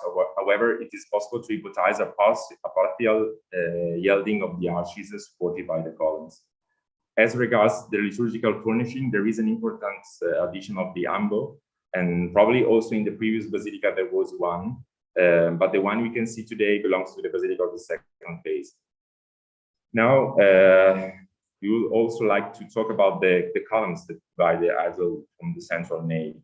The columns are spolia of a Hellenistic period, and that come mainly, it is believed that from the Stoa south of the Temple of Athena, and the Doric columns measure some 450 meters in height, and they are dated to the 2nd or 1st century before Christ. In the Byzantine construction, the columns were not tall as they had been in the Hellenistic structure. They consisted of 2 or 3 drums and were only about 3 meters high, including the capitals. The third phase of the Basilica is the one we can see today. It's a really later one. And we can see some big differences from the second phase Basilica, such as the addition of pillars and buttresses. The reason that prompted the builders to set these elements is perhaps the consequence of a heavy damage to the structure, probably due to earthquake. And the piers are about 2 meters in length and 1/2 in width. Similar rebuilding programs characterized by addition or even replacement of older columns with piers are known from several other basilicas in Anatolia. It's easy to assume that the roofing system of the basilica changed from a wooden roof basilica to a vaulted or even domed basilica. The domed roof seems this is an hypothetical reconstruction of the vaulting system. As we can see, there are three square bays of regular dimension if we connect all the piers. The dome basilica seems quite imaginative, but we must nevertheless remember that many Byzantine buildings have this type of solution in which there are a series of domes and on pendentives that develop along the entire nave. First of all, the Justinian churches, such as St. John in Ephesus, or even later churches, such as in Hierapolis, Philadelphia, and Sardis. The addition of the pillars also influenced the liturgical furniture, so they had to modify it. I'm going a little bit faster because we also studied the similarities with other basilicas of the area, such as the Miletos Bishop Basilica and the St. Michael Basilica and the Didyma Bishop Basilica. They are more or less the same dimension, and the constructive system is more or less the same. We also studied the liturgical furnishing of the church. Here you can see the ambo. This is a really typical structure of this area of the Caria. Is called Cariatic ambo, which is a structure supported by 6 or even 8 columns, as we can see here. It is dated to the 7th century. Here's a study of the liturgical furnishing of the other liturgical furnishings of the church. And now I will give you the word to Simone.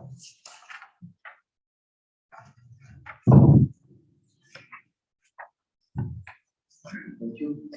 The typical building of Gymnasium that we can see today are quite rare because during the excavation of the 20th century, they were destroyed to rebuild Hellenistic city. By the way, several buildings dated from 5th to 11th century have been recognized and can be found in the lower city and the Acropolis. One of the first buildings detected at the end of the 19th century is the chapel near the theater. The remains of the building have been completely destroyed, but we have a relief made by Liga, as well as some photographic documentation. The building was quite small. It was preceded by a column supported by 2 columns, and it was probably used as a funerary chapel, since a single tomb with an inscription was found inside. In this inscription compares the name of the bishop Nanos, present of that. It is therefore possible to date it the first phase of Byzantine city, so the 5th century. Furthermore, inside the church, remains of the presbyterian enclosure and fragments of the ancient stones were found, which probably belonged to the decoration of the wall in which the apse is formed. Another important church is the chapel with niche located east of the Roman Agora, in a place that is believed to be a Byzantine custom. The structure of the small church is undoubtedly more articulated than one of the other chapels. It's one of the more important and interesting buildings of Byzantine age. It had niche both on the north and the south wall. This was probably supported a third roof, of which fragments are documented after the collapse. The apsidal part has a relatively large apse compared to the structure, about 1.5 meters, and is flanked by 2 quarter domes. Under the floor of the chapel, domes were found, ranging from the 6th century to the end of the life of Byzantine city, up to the 13th century.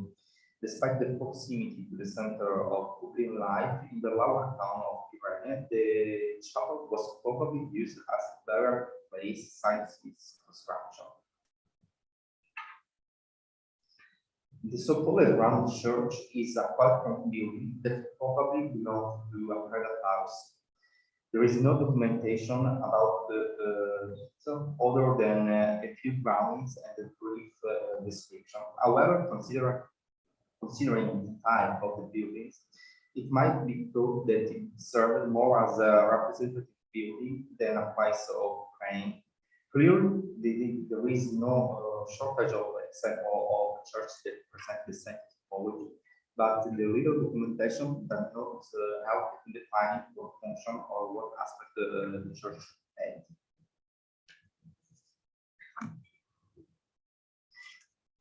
The chapel, identified in the northwest corner of the Computerized, was destroyed in the slide, was destroyed after the one was drawn and documented by Vigan.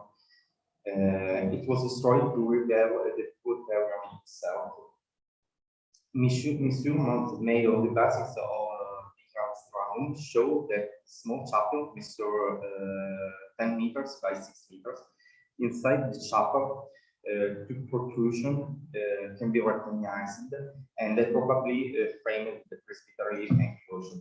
The chapel was built over the road that connected the theater and the agora. This is the road.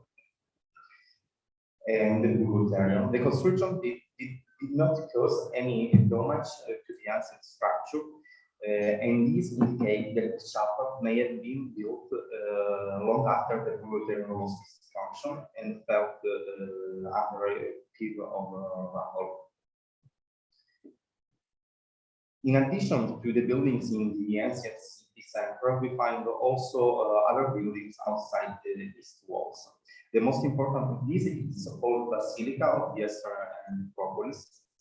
It is installing in 2016.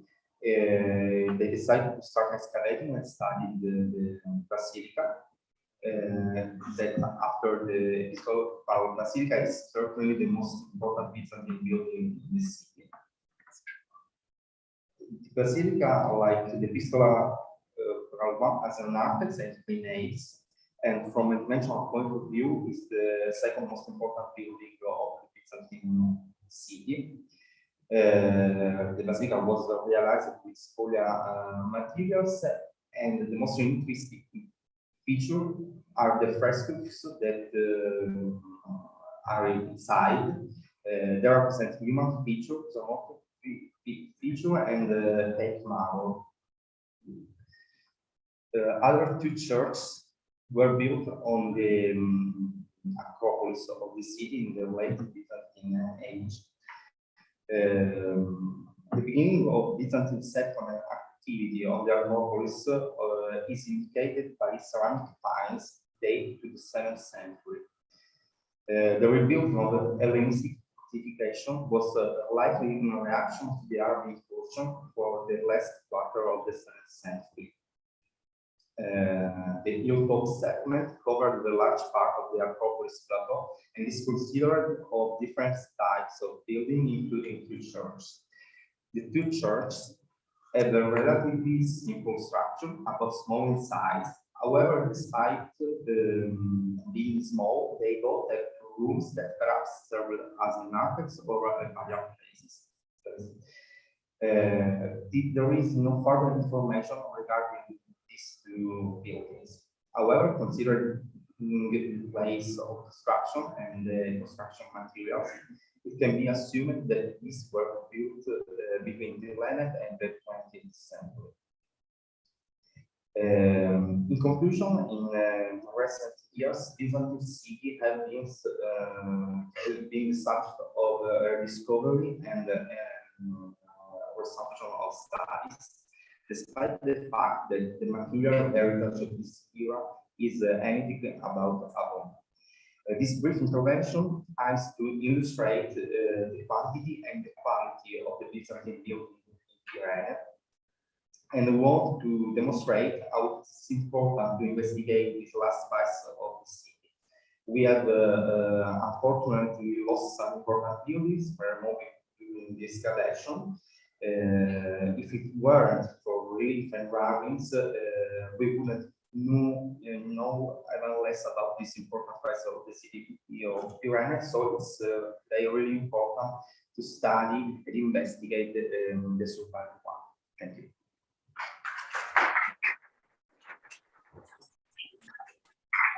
Thank you very much, dear Alessandra and Trotti. Now, maybe the questions we can take at the end of our session, since we are a bit late. So let's continue with the presentations, if it's okay with all of you. Trotti, can you stop screen sharing, please? I think you're sharing. So I would like to continue with Professor Hasan Sercan Sağlam. Dear Sağlam, you are here, right? Hello, I'm here. Yes, there he is. Okay. So I will briefly introduce Hasan Sercan Sağlam, who completed his bachelor's degree on urban and regional planning in Istanbul Technical University. He completed his MA on conservation and regeneration in the University of Sheffield. He did his PhD on preservation of the architectural heritage in Politecnico di Milano in 2018. He has been a member of the scientific board of Adramitayun Archaeological Field Surveys and Excavations since 2017. He was a postdoctoral fellow at Kadir Has University Istanbul Studies Center and worked as a part-time lecturer at Napoleon University Faculty of Fine Arts, Design and Architecture. His research are on urban history, architectural heritage, and urban archaeology. Dear Sağlam, welcome, and the stage is yours. Thank you very much. Shall we try the sound again? We cannot hear you. Can you hear me right now? Is it possible for you to hear me? No, we cannot hear you, not at all. Can you try it again? Yes, sure.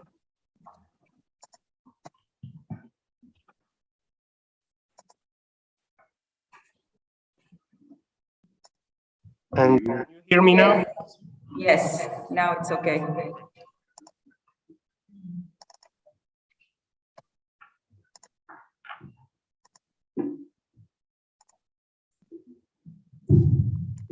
Thank you very much for the kind introduction once again, and also I would like to thank the organization committee for the very generous welcome to this great event altogether. And the title of my presentation is Archaeological Data for the Urban History of Adramitayun, with the hope of introducing our excavations in the North Aegean part, and also perhaps a contribution from a methodological point of view for the urban studies concerning Priene. And I really look forward to hear your feedbacks and questions, if any. And to begin with the location of the Adramitayun, it's positioned in the bottom part of the Gulf of Edremit in the northwestern part of Turkey, opposite the Greek island of Lesbos, and currently in the provincial borders of Balıkesir of Turkey. And more precisely, it is in the township of Burhaniye and in the coastal Ören neighborhood of the city. And the ancient city was actually abandoned around 1330s in a position next to the coast, which I'm going to introduce in greater detail. But the materials were reused in the Burhaniye city center 4 kilometers east, with a more landward position, which is the main town of the ancient city in the present day. And this modern Ören neighborhood was founded in the late 1950s after a long abandonment of the area. And the remnants were largely damaged and leveled for the creation of the summer estate during that period. And the Adramitayun archaeological excavations continue since 2012.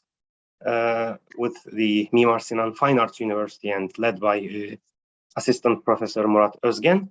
But there were previously another archaeological survey by Sakarya University between 2000-2006, which did not continue. So we continue our works since a decade as of today. And concerning the topography of Adramitayun, as you can see on the map, it is positioned on a coastal ridge next to the Aegean Sea with a kind of 4 distinctive peaks. But our paleogeographical surveys with these tests all around the area show that the place, which is like a coastal area with this hilly topography, was actually a cape, a kind of peninsula during antiquity. And for instance, the first hill on the north, in the north, now just stays in the middle of a coastal environment, was actually a cape heading towards the north by the prehistoric area, but then it was silted up because of two rivers filling the area, feeding the area from the north and the south, namely Havran and the Karınca rivers. Also testified by ancient sources, and the area is just a hilly topography as if today, and no longer a peninsula, and it's barely recognizable with these survey. And I will try to follow an order from the north to the south in order to talk about our discoveries with a chronological order from the newest to the oldest, to have an idea about the urban history of Adramitayun. And to begin with the northernmost part, namely Bergaz Hill, that you can see photograph taken from the east, the former cape, but no longer, once heading towards the middle of the bay. And when we begin our archaeological excavations there in 2012, first, we discovered some late Roman and early Byzantine burials and foundations very close to the surface. And when we continued our excavations to deeper levels, with a very precise chronological order, we found Roman, Hellenistic, Archaic, Bronze Age, and even Neolithic small findings there, showing that the oldest settlement center of the city, later known as Adramitayun, let me say. We don't know what was it called at that time. So this Bergaz Hill with a very distinctive triangular shape, a former cape, was the oldest settlement center of the city. And a little bit south, we have the ancient harbor that you can also see from the satellite image with its very distinctive curved shape. And from an architectural point of view, due to its dovetail joints and the bossage masonry, we date it to the Hellenistic period, roughly 3rd century BC. And we know from historical sources and also from rich numismatic evidence that Adramitayun was once an ancient Greek polis in the area. However, underwater small findings and also some repairs, the harbor actually has two phases in this case. It's been used during the Hellenistic, Roman, and late Roman periods as well as rich small findings from all around the Aegean Sea, well displayed. And roughly east of the ancient harbor, but in the inland area, we have Yılanlı Hill, namely the Snake Hill. And further small findings display that this rocky hill was used during the Hellenistic and Roman periods for rock-cut tombs and with many funerary findings and discoveries. However, during the Byzantine periods, it's been converted into a quarry in order to use in the city. And in the middle of this configuration of the coastal harbor and the inland, let me say, necropolis, we have the neck of the Bergaz Hill, the ancient settlement center. We discovered Roman villas and paved street from the imperial period during our test excavations of 2 meters to 2 meters. And going further south to the main hilly part of the Ören neighborhood, in sector E, the northern one of the central area, we first discovered a late Byzantine storage from the 13th to 14th centuries with very hastily made rough foundations and very inferior architectural characteristics. And even below, a Middle Byzantine public building appeared from 10th to 11th centuries, but actually like a converted building, as also a seal of John VI Xephilinos, namely the Patriarch of Constantinople, in the mid to late 11th century also displays as a Byzantine public building. However, the lower levels show that it was actually a Roman baths complex with a very elaborate mosaic floor from the 2nd century AD. And from numerous historical evidence as well as primary sources, we know that Adramitayun was a conventus juridicus by the Roman period. So this chronography and rich stratigraphy actually make sense in this case, in the very center of the Adramitayun. And in sector A, very close to the sector E, which I just described, towards the coastal part, we have lots of middle to late Byzantine foundations with Roman spolia, very quickly used, and some foundations were constructed, and especially walls and very strong structures. And also in this sector A, we have a late Byzantine storage complex from 12th to 14th centuries. Likewise, the sector E I just described you. And we have rich small findings showing various commercial commodities passed in the area. And there were actually 36 pithos collapsed in it, but we were able to identify what kind of goods were used. And also from notarial records by the late Byzantine period from the Genoese and Venetian archives, we know that Adramitayun was a commercial hub by the late Byzantine period. And these 12th to 14th centuries and the storage area is very consistent in this case. However, the lower level showed some archaic and Hellenistic small findings, but the curious detail is during the construction of this late Byzantine storage area, the whole lower level was cleaned and totally rebuilt, starting from the bedrock. Therefore, the older layers were completely damaged, and we were able to identify only through small findings immediately above the bedrock, showing that a kind of center in this hilly part towards the central part of Adramitayun. We have like a very fundamental reconstruction when compared to sector E just in the north, which showed a more continuous stratigraphy from an architectural point of view. In sector D, roughly east of sector A, which I just described, we again have some late Byzantine, very dense residential area adjacent to fortifications from 12th to 14th centuries, again, from an architectural and also small findings point of view. And below, immediately next to the bedrock, we have, again, late Roman, early Byzantine residential area, but excessively damaged during this fundamental reconstruction.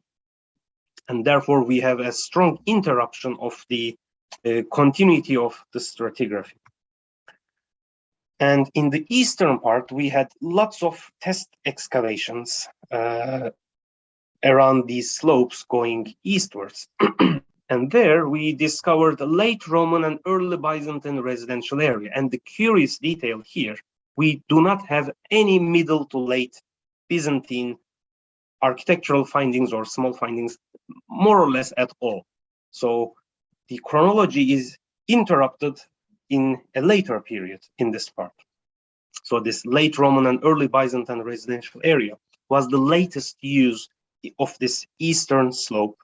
And that's why we have another type of interruption here. And in the very center part of the Ören Hill, the main topography dominating the area, we first discovered a 7th to 8th century basilica according to its frescoes and some small findings, which then converted into a burial chapel that you can see its apse had been narrowed down and with some intense burials to this chapel configuration, whereas the rest of the building was abandoned. Another kind, a different type of reuse.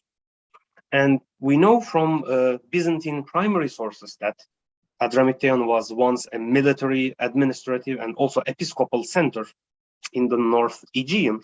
And we also know from Anna Komnene that it was once a very populous city. And in the late 11th century, it was destroyed by Chakas, the Turkish chief. And probably this interruption occurred and this 8th century basilica was then converted into a burial chapel in the later period. However, immediately south of this church and burial chapel configuration, which you can see in this aerial photograph, we have like a southern church with this Byzantine church has like a cross in square plan, and actually built on some leveled Roman villas and built from scratch.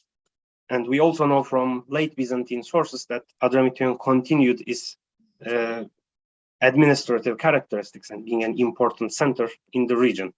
But there's a shift towards the south, and while this north church, the old church, was converted into a burial chapel, at the same time, more or less, a new church was built next to it towards the south. And also in the southern edge of the city, where a bay used to be located, according to our paleogeographical surveys, there are some 12th century fortifications, very similar to the ones of the Alexios I Komnenos immediately after the Turkish invasion of Asia Minor. And we know from Anna Komnene once again that in the beginning of the 12th century, Adramitayun was fully restored by Eumatios Philokales, the governor of Attaleia. And one of the most recent studies of Professor Alessandro Camis, some very important urban hypotheses concerning the history and chronography of settlements. We have some hypotheses and theories with some case studies and also with its theoretical background.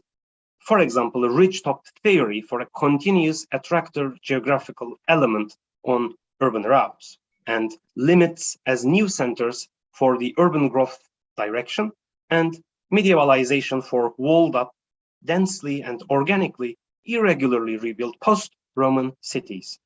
So, coming to the conclusions, according to small findings during the prehistoric period, the Adramitayun was mostly consistent of the northern cape, then silted up.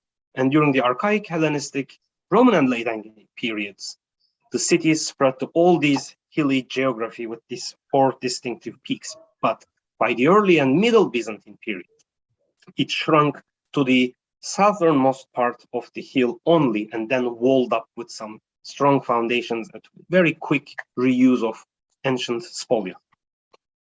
And the main conclusion can be summarized as the shift of the city center, according to this ridge-top theory, limits as new centers, and the medievalization.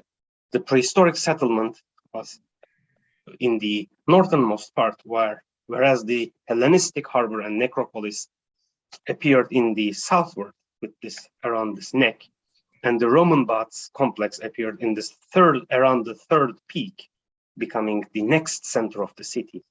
And by the early to middle Byzantine period, a kind of episcopal complex, we have the central part of the Uran Hill. But during the latest period, this middle to late Byzantine configuration appeared in the southernmost part of the church. So kind of corresponding to this ridge-top theory, the limit as the new center during a later period, and also the medievalization of a once Roman provincial capital into a very strong, walled up and irregularly rebuilt smaller city on the dominant hill of the topography once spread to the larger area. Thank you very much. And I hope I was able to meet the time limit as well.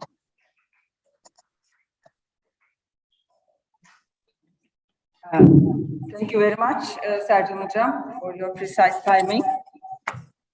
Again, I would like to remind you that we will have the questions and comments at the end of this session. We would like to continue with dear Giorgio Verdiani. So I will briefly introduce him to you. Let me share my screen.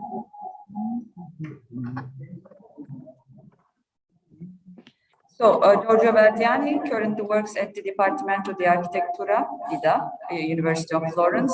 He was a ISAAC 17 researcher from 2006 to 2020. Then started his associate professor contract in May 2020. Giorgio brings on his research in the fields of architectural survey, graphic design, and 3D virtual reconstruction. One of his current projects is modern fortifications of the Mediterranean. It is yours, Giorgio. Oh, thank you.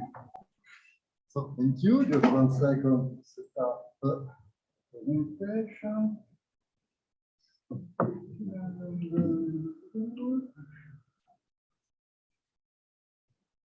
See if you will need this. I don't know if it's working. It's working? Yes. But, are you online? Where are you? Here. Here, I think. Yes.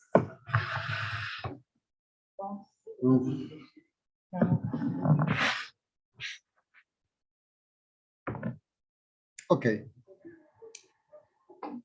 Here it is.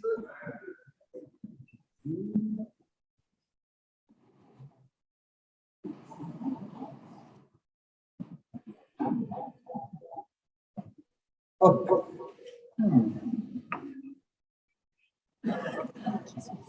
Let's try in this way.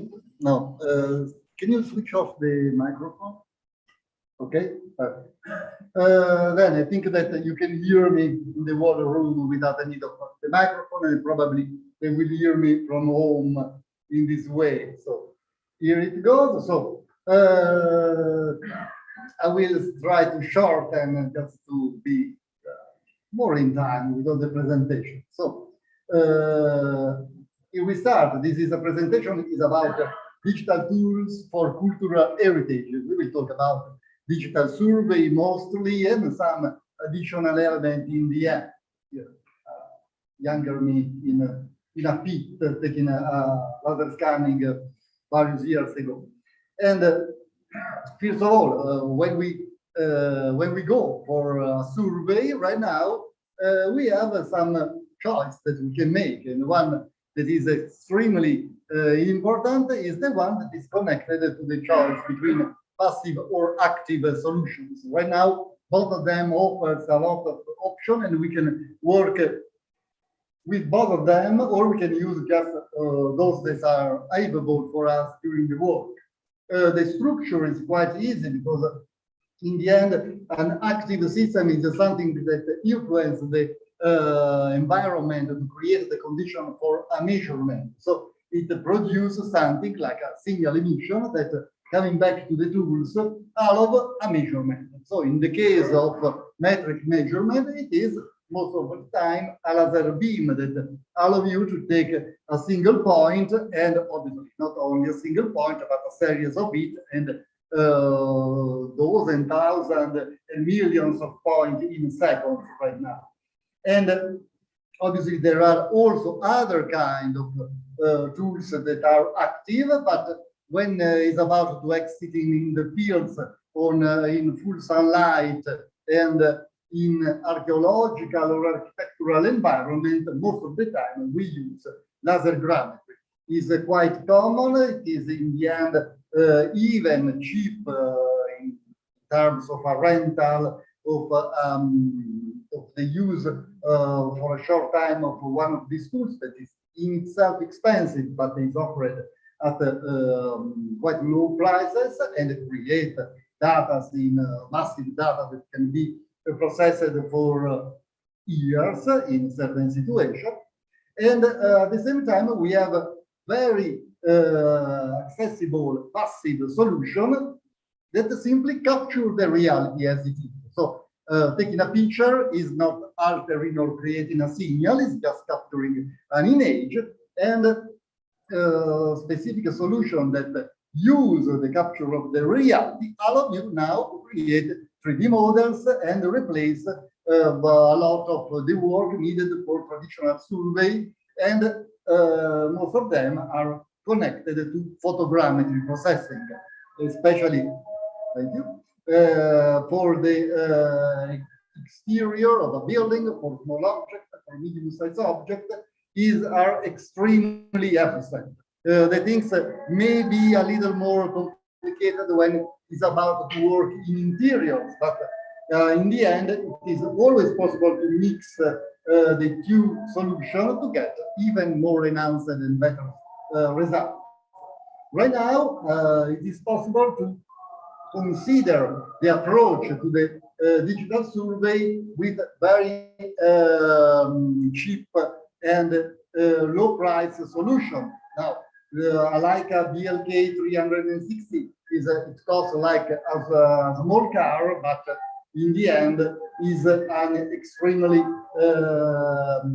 affordable tool that allows you to work in for small area or even more complicated building if you have you want to make the effort and the courage to use it in that situation. Or you can use very cheap cameras or even mobile cameras to create photogrammetry.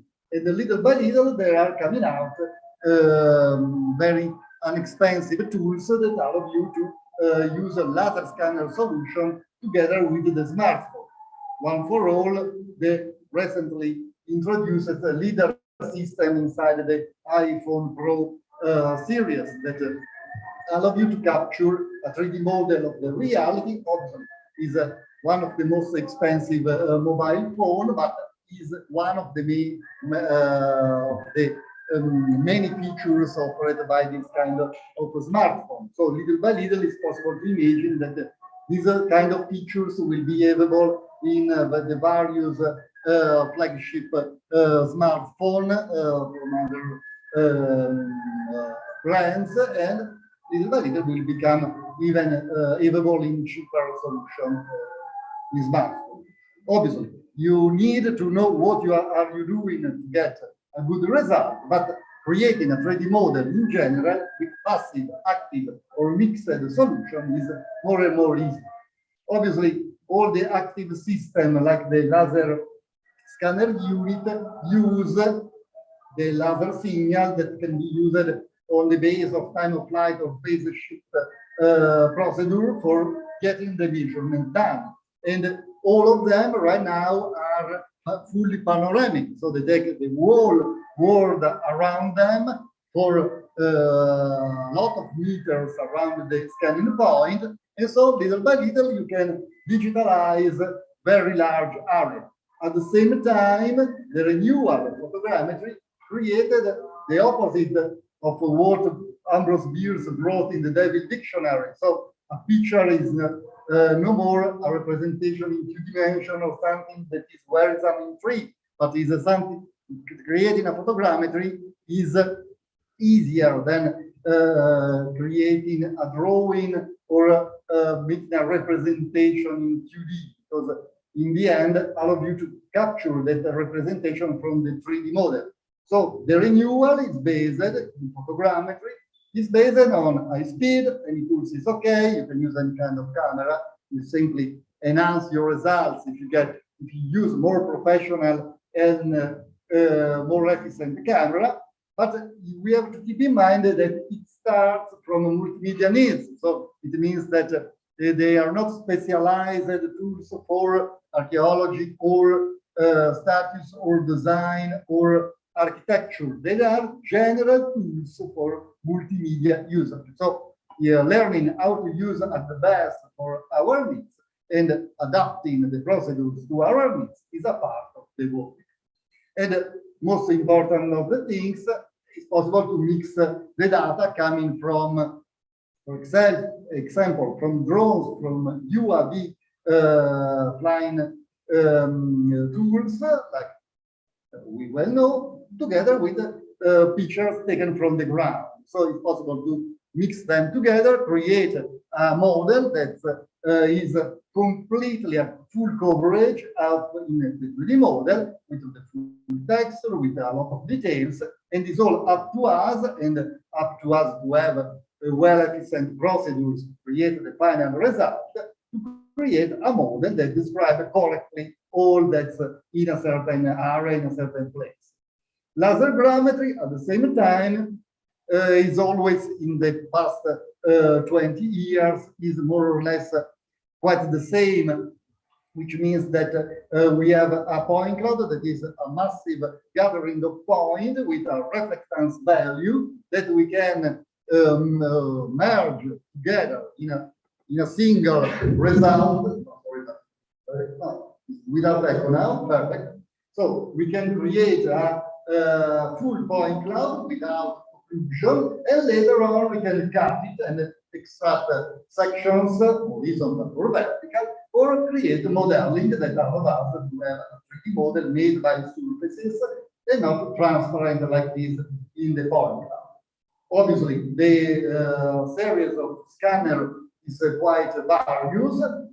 There are flagship scanners that allow you to reach points at 150 meters of distance and more, and allow you to have colored point clouds that describe the points with the reflectance color, but also with a reflectance, with an RGB value coming from their cameras. And obviously they are getting in time smaller and smaller, so they are even lightweight in the end, so you can bring them where you want quite easily, like an airplane or for a travel around, and you don't have to climb a mountain with 20 kilos in your backpack, but just with 5 or 6 kilos. So it's becoming a little by little more and more easy to bring a laser scanner around the world. Everything is nice to remember started on this field in cultural heritage in Florence, when the Digital Michelangelo project from the Census for the University in 1999 took the survey of the statue of David from Michelangelo, and this created a widely resonance about the fact that it was possible to create copies, digital copies of cultural heritage elements. It was possible since years, but it was a step toward the diffusion of laser scanner solution about digital heritage element, great importance like the David.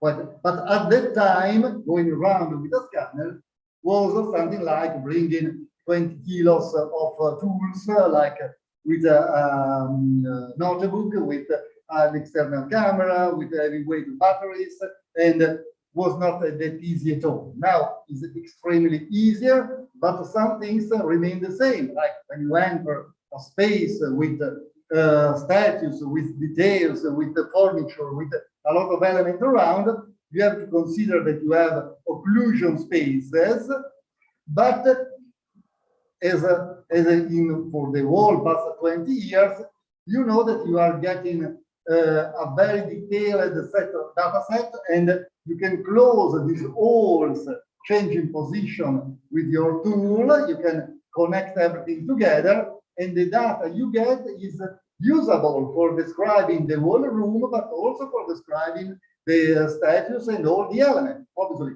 it's not an extreme level of details, but it's enough for any design and further projects. You have the room, you have the collection, you can use the all of them to design the new proposal, read the measurement, read the size of elements, and plan your idea. And then use the model for rendering, for presentation, and so on. So it's extremely good use of this data and create a digital model that is usable in more than one way, not only documentation.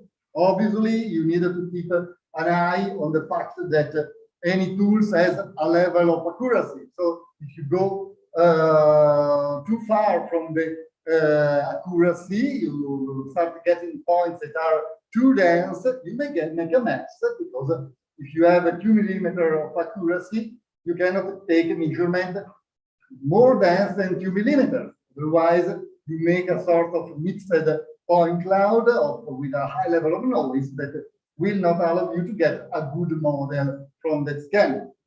Lucky us, right now, the processing of the union of all these scans taken from various positions is most of the time automatic. So we don't have to spend long hours or days connecting all the scans together. It's done automatically using the similarities, the correspondence between scans, and it is quite easy to reach in minutes.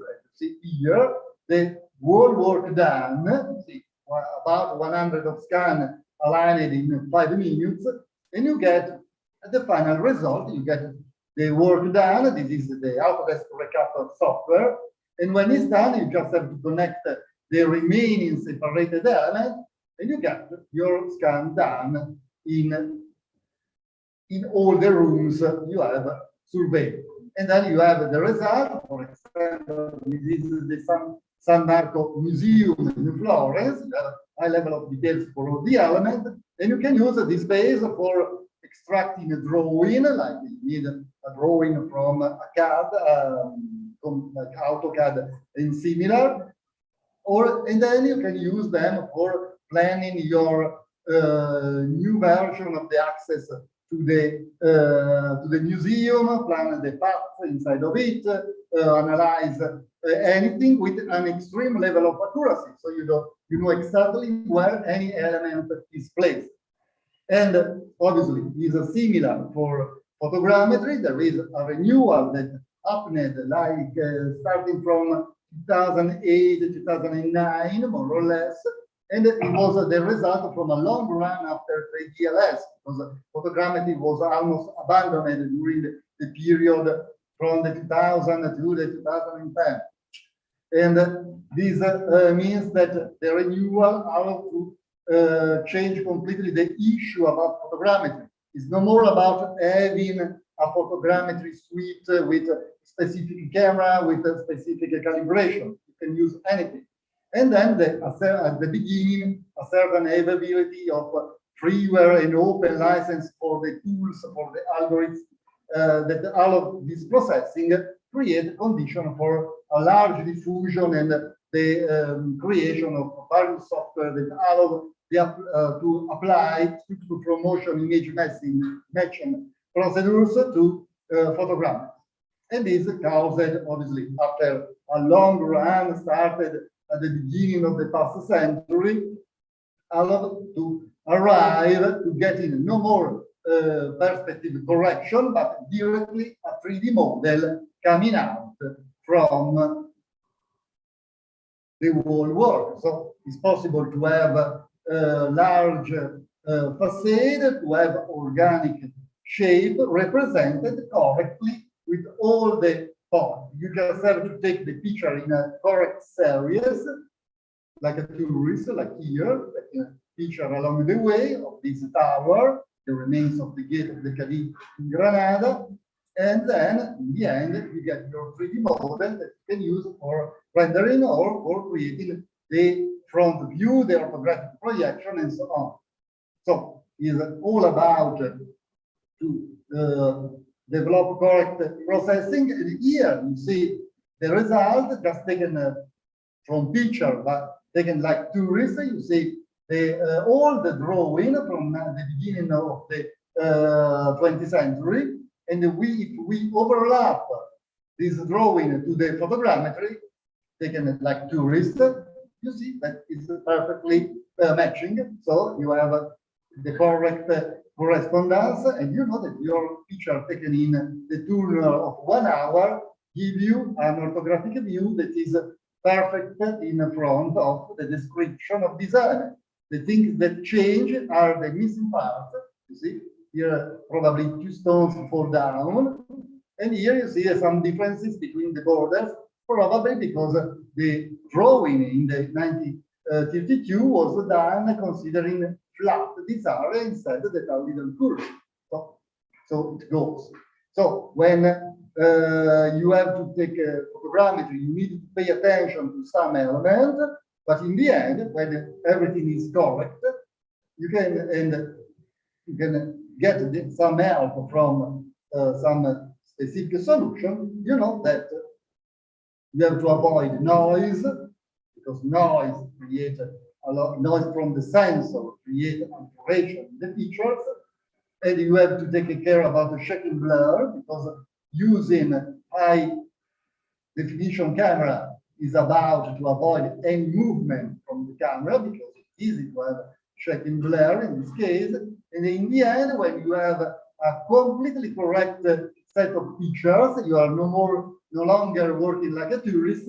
The kind of result that you get is this, that is the same as before, but is with higher definition, with best coverage, with high quality images.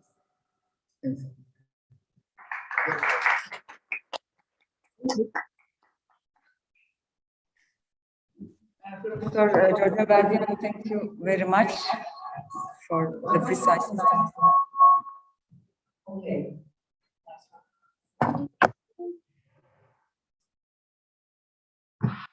I'm going to share my screen for our presenter. Monica Grifo will be our next speaker with her science of digital synapses, data accumulation and modeling. Monica Grifo, architect, postdoc research fellow at the Department of History, Drawing and Restoration of Architecture at the University of Rome. She got her PhD in 2020 with a thesis on data accumulation, models, integration, and evolution of digital models. From 2020, she is a adjunct professor in digital modeling for architecture and landscape representation. She is tutor and lecturer on survey and representation and international post-degree courses, PhD and master's degree courses. She investigates the field of architectural representation and surveying both traditional and digital models. She takes part in national and international conferences on the topic digital archaeology, information integration, digital tomography, data capture, and communication and cultural heritage. She is author of national and international publications. She is co-founder of Gymnasium, a startup from Secondary University involved in the field of virtual heritage.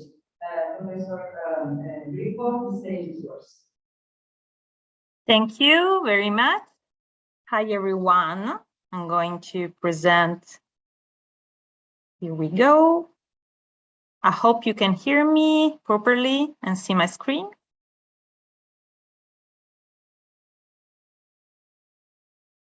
Okay, great. Okay, let me just put this here. So this presentation is about the different hierarchical relationships between the raw data and how they can be transformed in a knowledge process, applying it to a case study we will see later. So basically the main question is how, starting from raw data, we can reach the full knowledge of an artifact. This kind of question have been very well discussed in the field of information science. And so we, generally speaking, Dear Grifo, sorry to interrupt, but can you get rid of these black lines up and above your presentation? I don't know how to... Can you stop sharing and share again? Okay, let's check. So maybe what I can do is to present just one.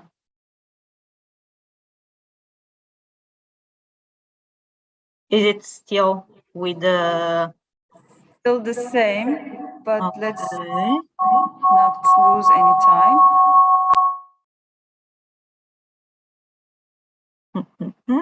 I'll wait here. Okay, I think it's now better. Now it's fine. Okay, good. Okay, good. So what I was discussing before was how in the information science, this passage between raw data and the full knowledge, full understanding of an object can be structured in a sort of different levels, going from data to information to knowledge and then wisdom. Then let's now see how this kind of pyramid can be declined in our field, in the field of archaeological investigations connected to the construction of 2D and 3D models. Basically, what we get when we have a data, it's the input, is what is inserted in the entire process to start the knowledge path, let's say.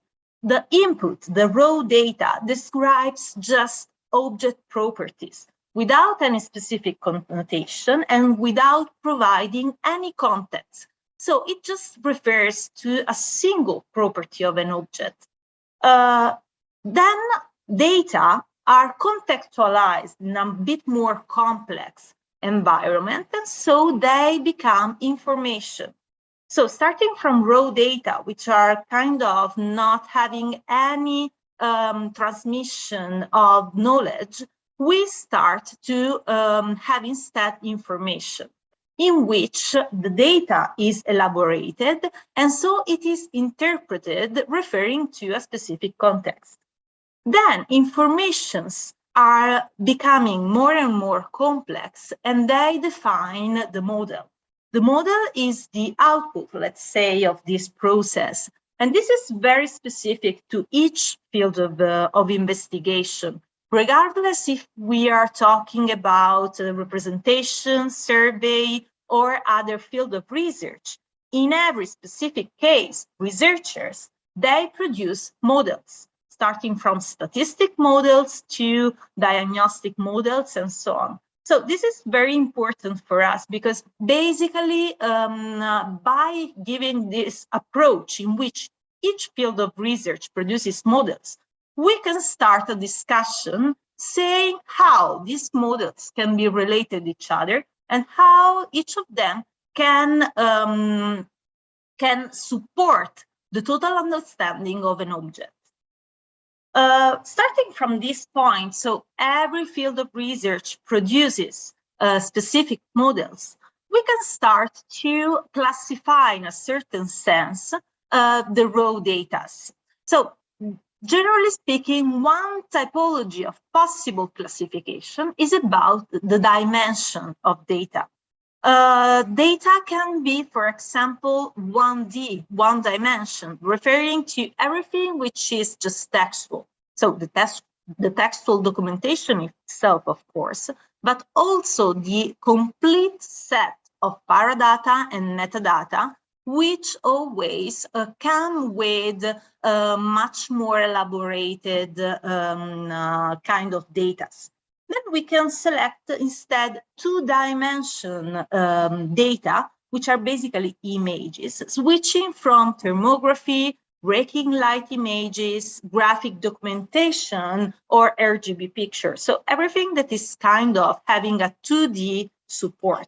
And then, of course, are some other type of data, which are instead 3D native, let's say. In the survey field, in archaeological survey field, we are very accustomed to survey point cloud, to three-dimensional point cloud. But also in other field of researches connected to archaeology, we have as well some kind of investigation which have as an output 3D data. This is the case of ERT tomography, for example, or georadar, or X-ray, and so on. So basically the thing is, starting from these very specific ways to approach the knowledge of an object, how can we put all of them together? Here you have, for example, some kind of images which are relatable. So basically the data is 2D because you have an image, but then since they have some information about the normals, so how every single object is located, let's say, into the three-dimensional space, you can relight the entire image having a sort of 3D effect. This is very interesting because it helps researchers and scholars to study, having as a support a 2D image, to study the 3D response of the subject to the light. In some other cases, instead, for example, in this case, we are talking about archaeology as well, some other kind of investigations can be used to analyze the volume, the inner volume of elements, giving a sort of virtual cut, so a computerized axial tomography. This really provides us the way to understand the relationship between the outer shell of an object and this internal structure. This is something pretty different from point clouds that we are usually used to see in the field of survey, in which instead we, of course, have access only at the external skin of surfaces without knowing anything of what is behind. And so, starting from this point, so in every single specialistic field of research, we can have some models. And so we should find a way to put them together. There is another important problem that is related to the information quality. Basically, every time we transform a data into another data or a model into another type of model, I'm talking also about file extension, then basically, we have a loss of information. This is something we cannot deal with because, of course, it's part of the system. Sometimes this information loss is relatively not important because what you gain by integrating model is much more than what you lose in terms of the raw data. So basically, when we go through the data integration, we always have to keep in mind the original information that was potentially contained in that raw data, and we have to try to keep it into the all phases of the process. What you see here is an artwork of an artist, Theo Kameke, and it's basically a composition with this sort of Aztec motifs in which he used some golden circuits and with 24 karat produced in 60. So this is a very clear example of how something that was kind of very emblematic for the information revolution, the circuits, was then depowered and transformed into something else.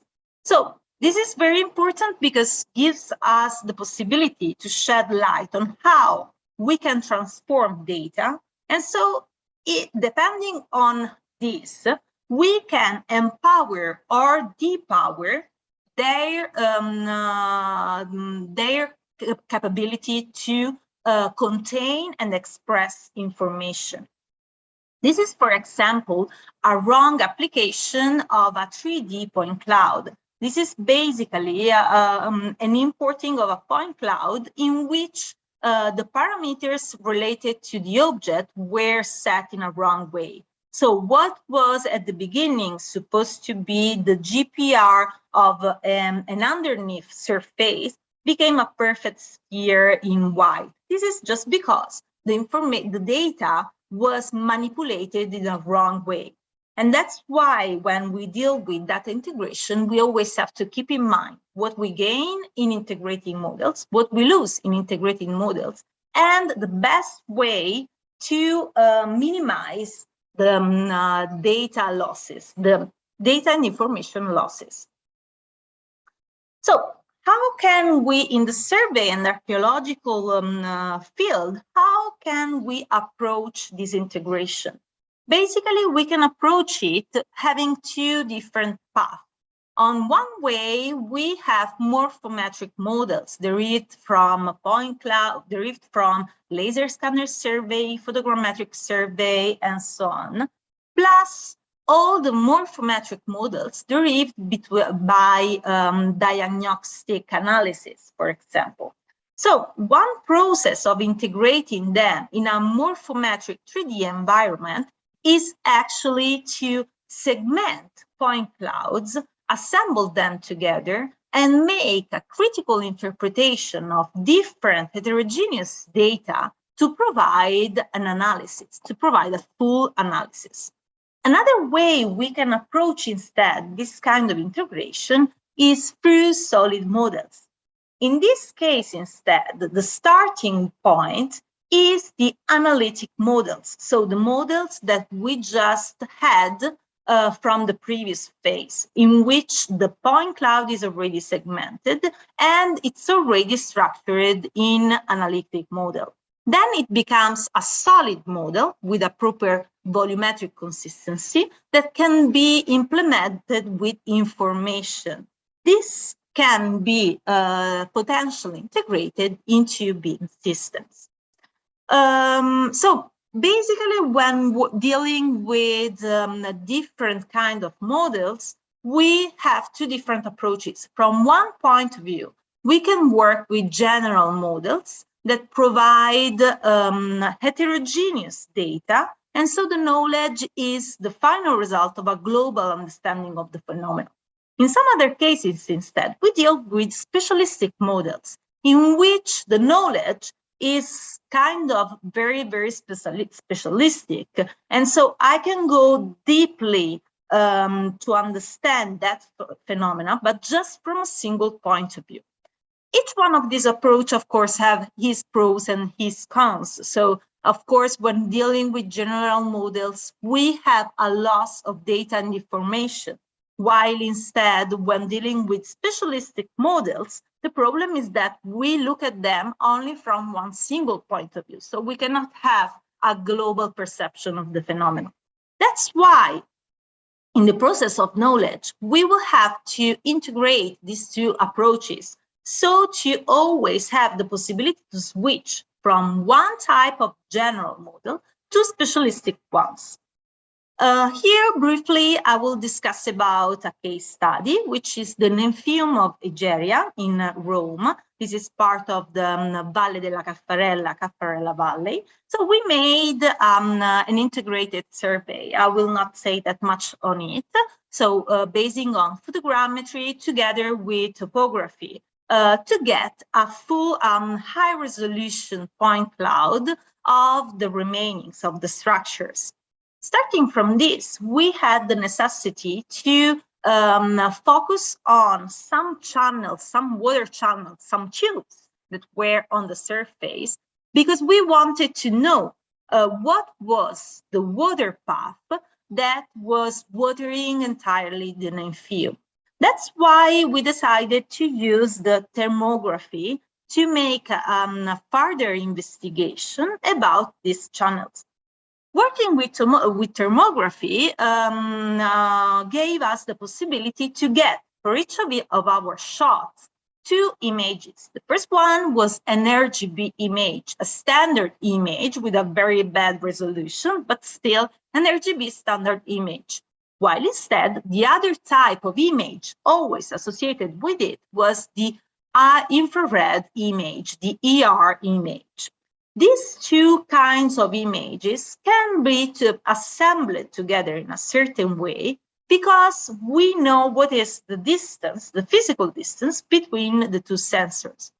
So basically what we did was to make the RGB high-resolution reconstruction, to import the ER images, and then we moved the center of projection of each ER images 4 centimeters up, so to reproduce the exact center of projection of each ER image. This ended up in having a 3D point cloud of the infrared investigation of the thermography, let's say. And so this, of course, helped us a lot in detecting how the response, let's say, of the thermography was displayed along surfaces. Starting from this analytic model, I approached the BIM process of construction. In this case, the BIM was used only as, let's say, a container in which to put heterogeneous data. So starting from the very traditional, let's say, proportional study and so on, I decided to model the Nymphaeum following the three different main construction phases. So the 2nd century one, the 4th century one, and the 16th century one. Each one, of course, is associated to a specific construction phase, so I can easily detect which portions were added later on. Of course, this was very important for me to understand how changed the water solutions inside the architecture. After this, I worked in combining this solid model with the point cloud model, which was before segmented, so to show actually the traces of the on the manufact that allowed me to make a full reconstruction of all the wall decorations of it. Of course, all these informations were associated to a certain level of reliability just to have a proper information transmission of what was more reliable, what was not. Basically, everything was just to test how these kind of analytic models can insert and can interact with BIM models, giving the full knowledge and full understanding of an object. So this is kind of synthesizing what I was just saying, and that's it. Thank you very much, and I'm sorry if I was a bit out of time. Thank you very much, dear Grifo. So as a reminder, we're going to take the, sorry. Questions at the end.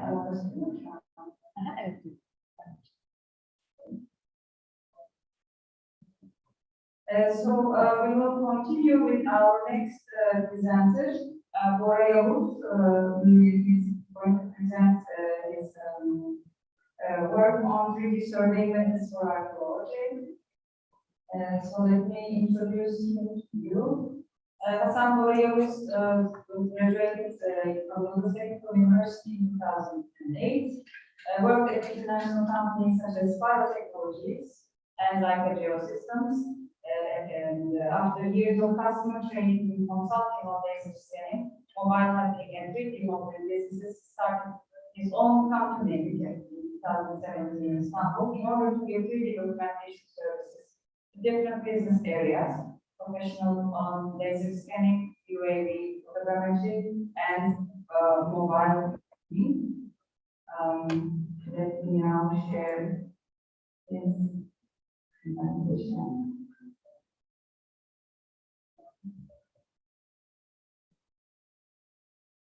Yes, the stage is yours. Thank you very much. Hi, everybody.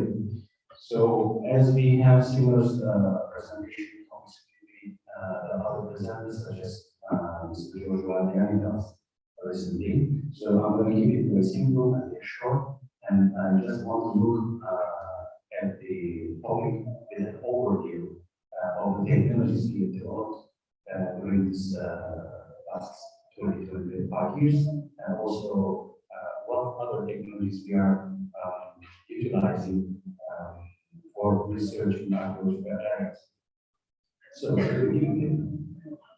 would like to talk about the evolution of the surveying technology. So, as you can see in the picture, it's a very nice picture that I copied one of my colleagues, ex-colleagues from UK. So, this illustration is actually explaining quite well how we developed and how surveying technology is going to be in the future.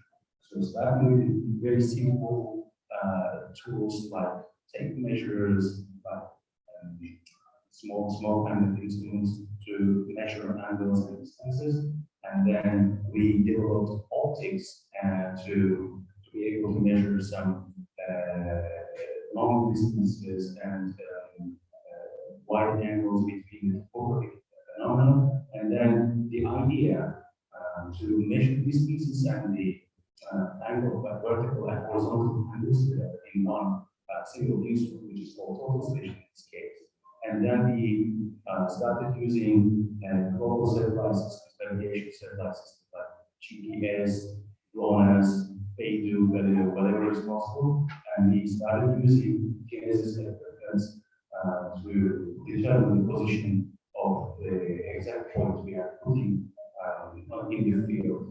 And then the other technology, Julian already talked about laser scanning, laser mapping, and photogrammetry. As you can see in the picture, the last two stages of our evolution does not require any human intervention anymore. So we are are going to collect information from the field with more autonomous ways and more precise and more faster than ever.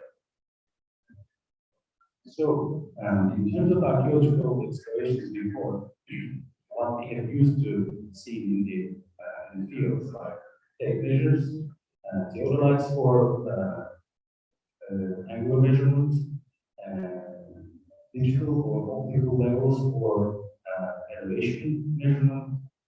Besides that, also cameras and scales bars used to be in the field with DPR custom seats, such as in the field, to document in the archaeological sites. But this approach is what I say is that 2D plus 1D means we used to measure angular and the distance values to detect XY, and after that, in a separate workflow, we used to determine the elevation.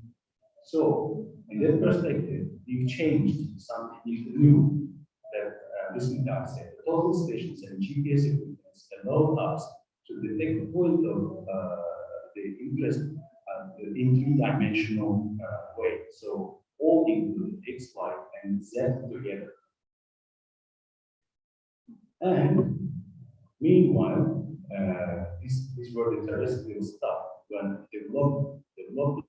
Meanwhile, also the satellite technology was growing rapidly, and we had a lot of choices in the air that can provide us many different information about the sky. So basically, the parallel science branches such as geology, geomorphology, vegetation, architecture, forestry, coordinating, hydrology, oceanography, urbanization, all that information come from the satellite imagery, satellite radar systems, satellite lidar systems are used in the research of archaeology, because all this information are required to put the puzzles together during all the researches. So now, even without looking down a hill and thinking of what this city look like, we just click one button and see from Google Earth the simplest way, for example.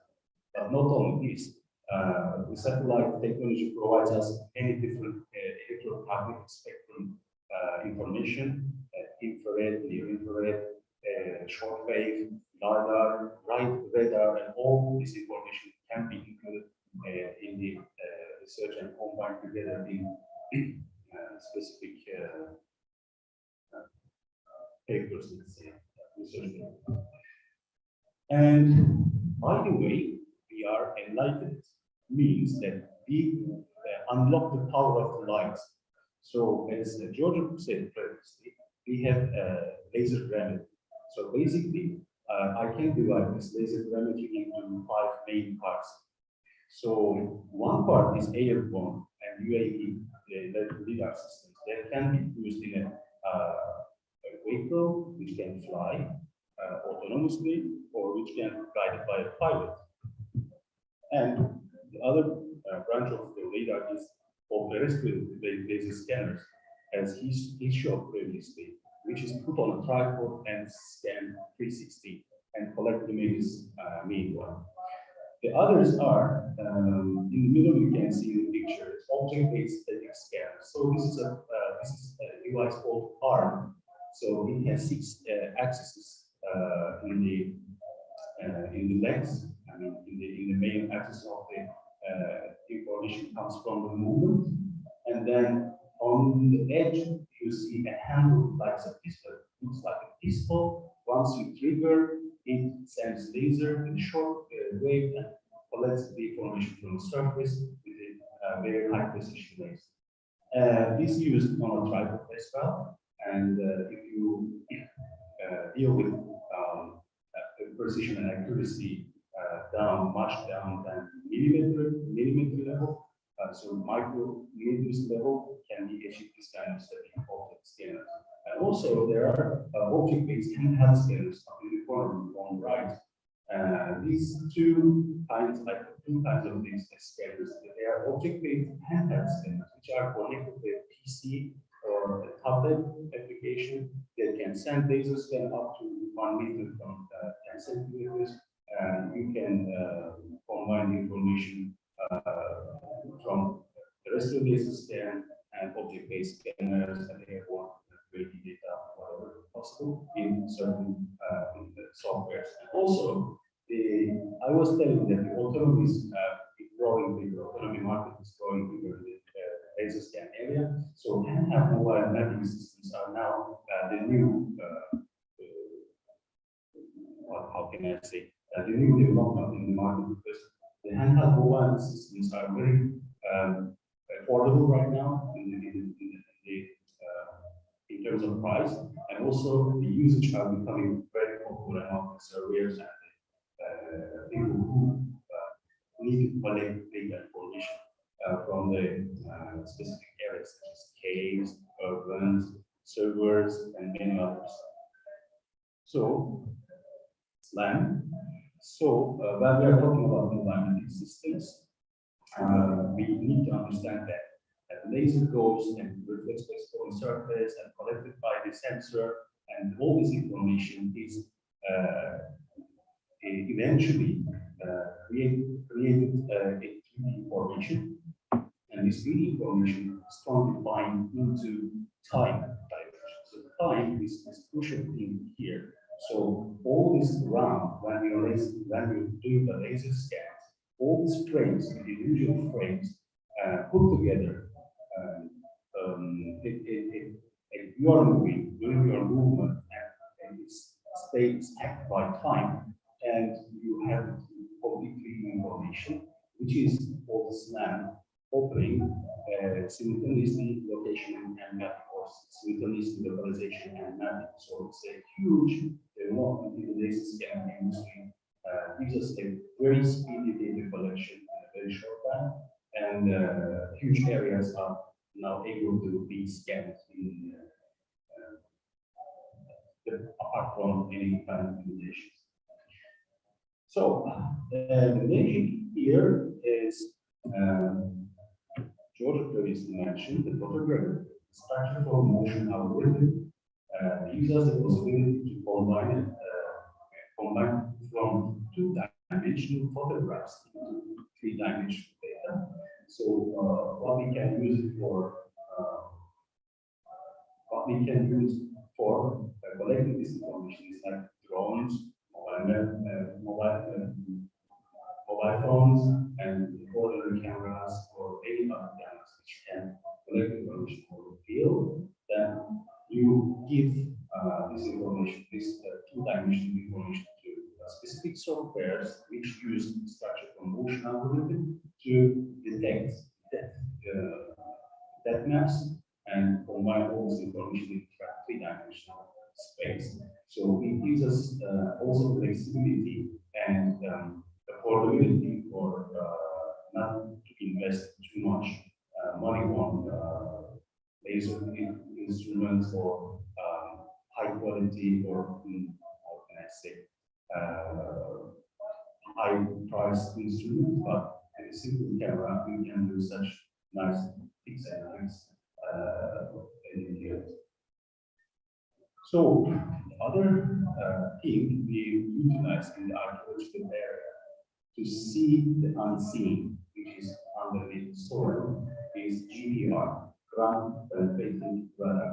So it's basically a system that you gives the sounds, different frequencies down Earth, and it detects spectrum, different materials, and differentiation with the reflection values in the sensors gives us an idea what's buried beneath. So here is an example about an archaeological area that shows the GTR reveal the plants, actually the thickness of the stones. You can see in the picture as shown orange is basically the walls buried under the soil. So it's possible to combine all this information between genesis equipment so that you can see where you are exactly on the earth, and also the signals coming from down below, you also can merge 3D data into that, so you can have a full resolution of underground plus the XYZ rotation of what is found underground. And the final topic I want to talk about is the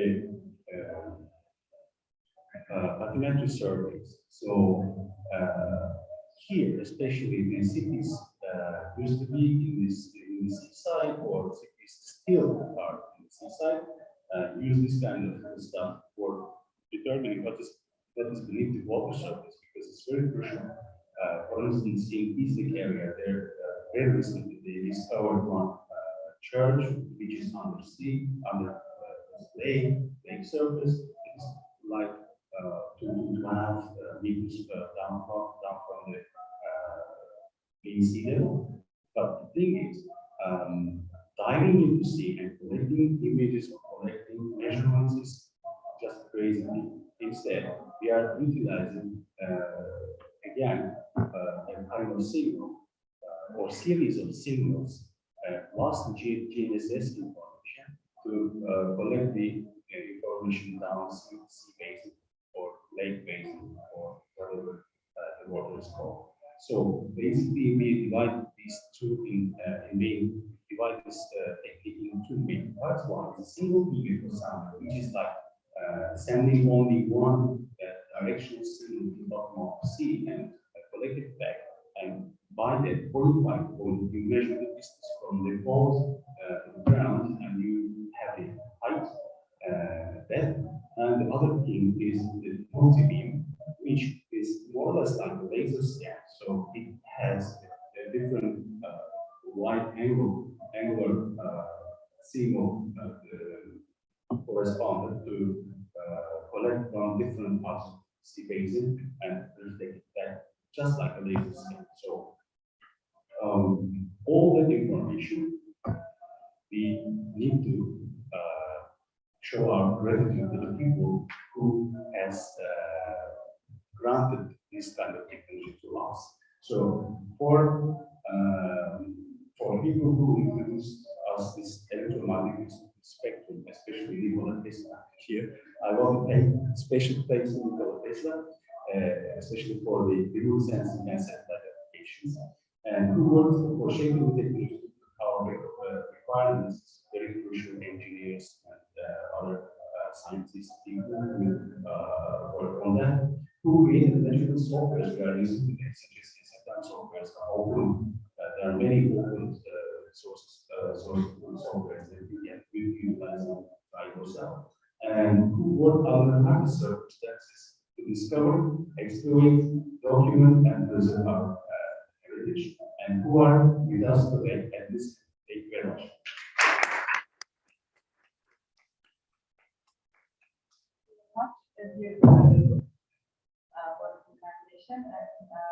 Our last presenter of the morning session will be Priene.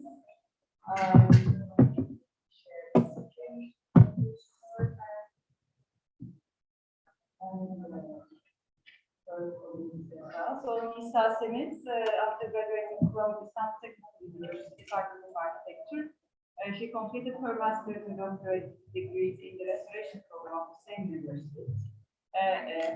She completed her doctorate study titled Istanbul and Marmara Sea Walls, Documentation Studies and Proposals for the Preservation of Historical and Landscape Values in 2015. Besides, she took part in the restoration work of Bayeux Church Mosque. She participated in surveys in Ayatek and Larsa, and in the Archaeological Explorations in Basilica, Dara, and lastly in Priene. Today, she is working as an assistant professor in the Department of Architecture at Acropolis University. In addition, she continues her research and studies in the field of architectural conservation and architectural and archaeological documentation. Her work is co-authored by Bahar El Timur and Mehmet Tören. So here is our stage yours.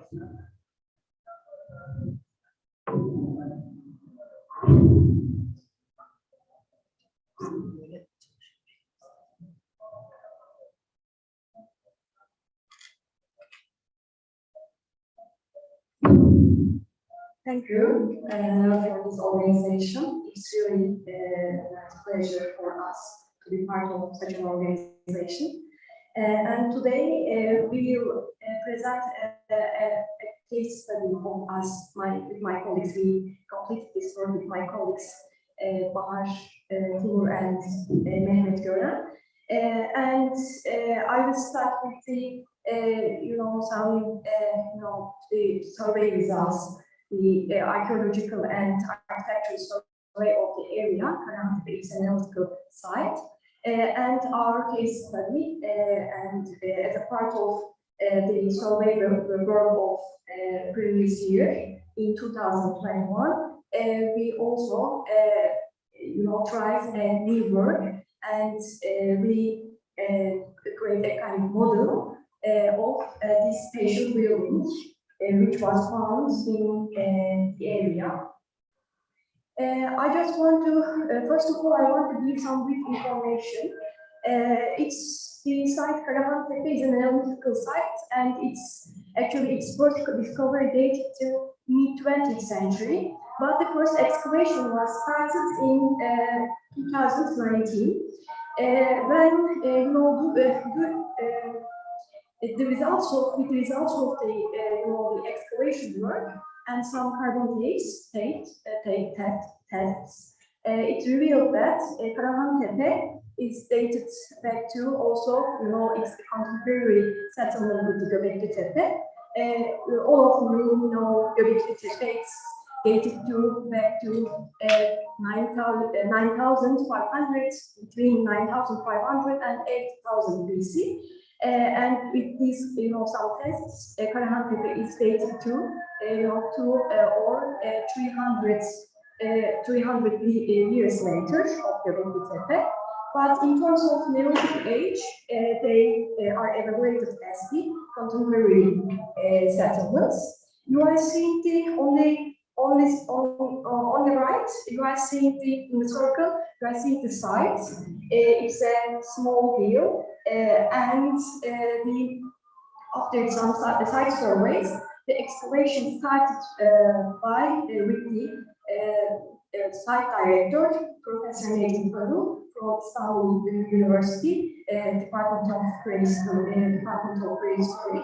And it started in 2019, and you are seeing some buildings from the site. There's just one family, and there's actually a village close to the area, but one family is living next to the site, and also they are for years. They have been preserving the area.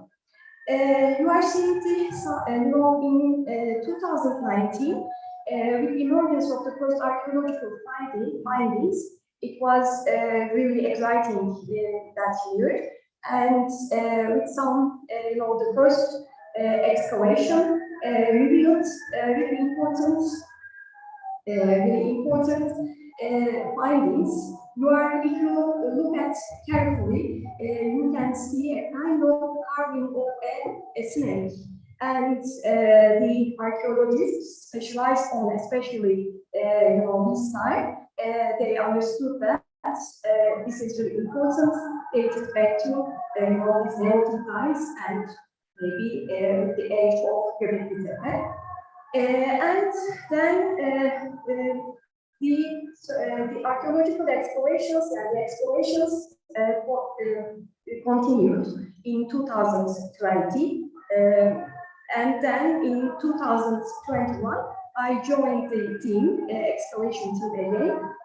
And beside the excavations, as an architecture team, we started to document the archaeological findings of the area.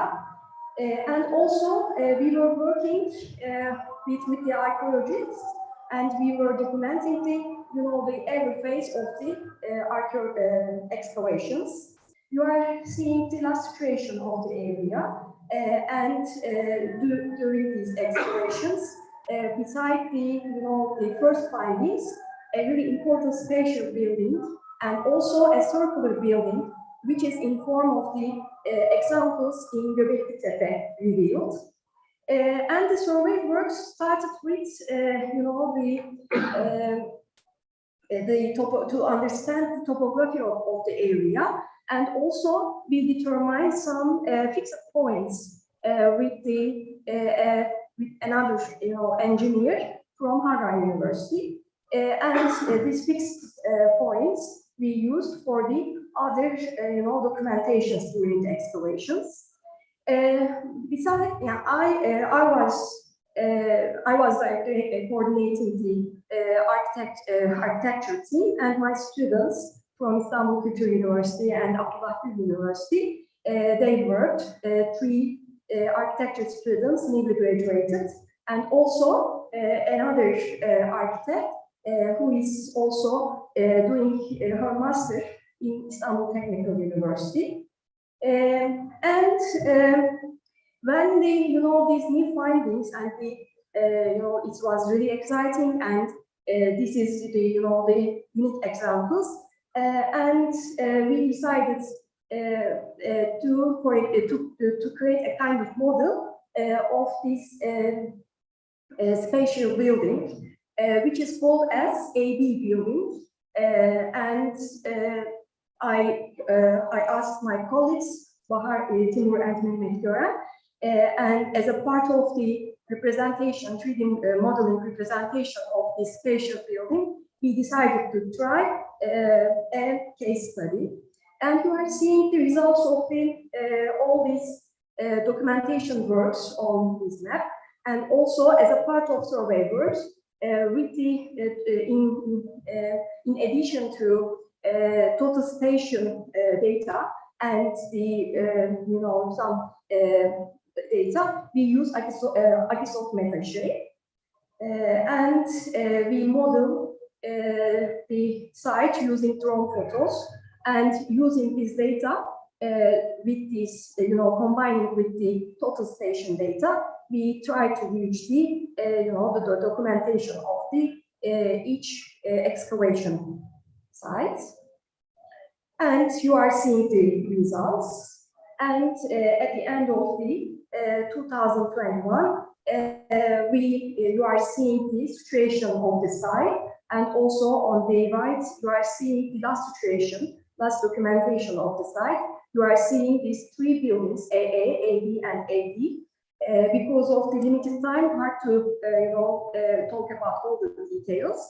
But these are spatial buildings, and they were part of the some spatial rituals of that period. You are seeing in detail.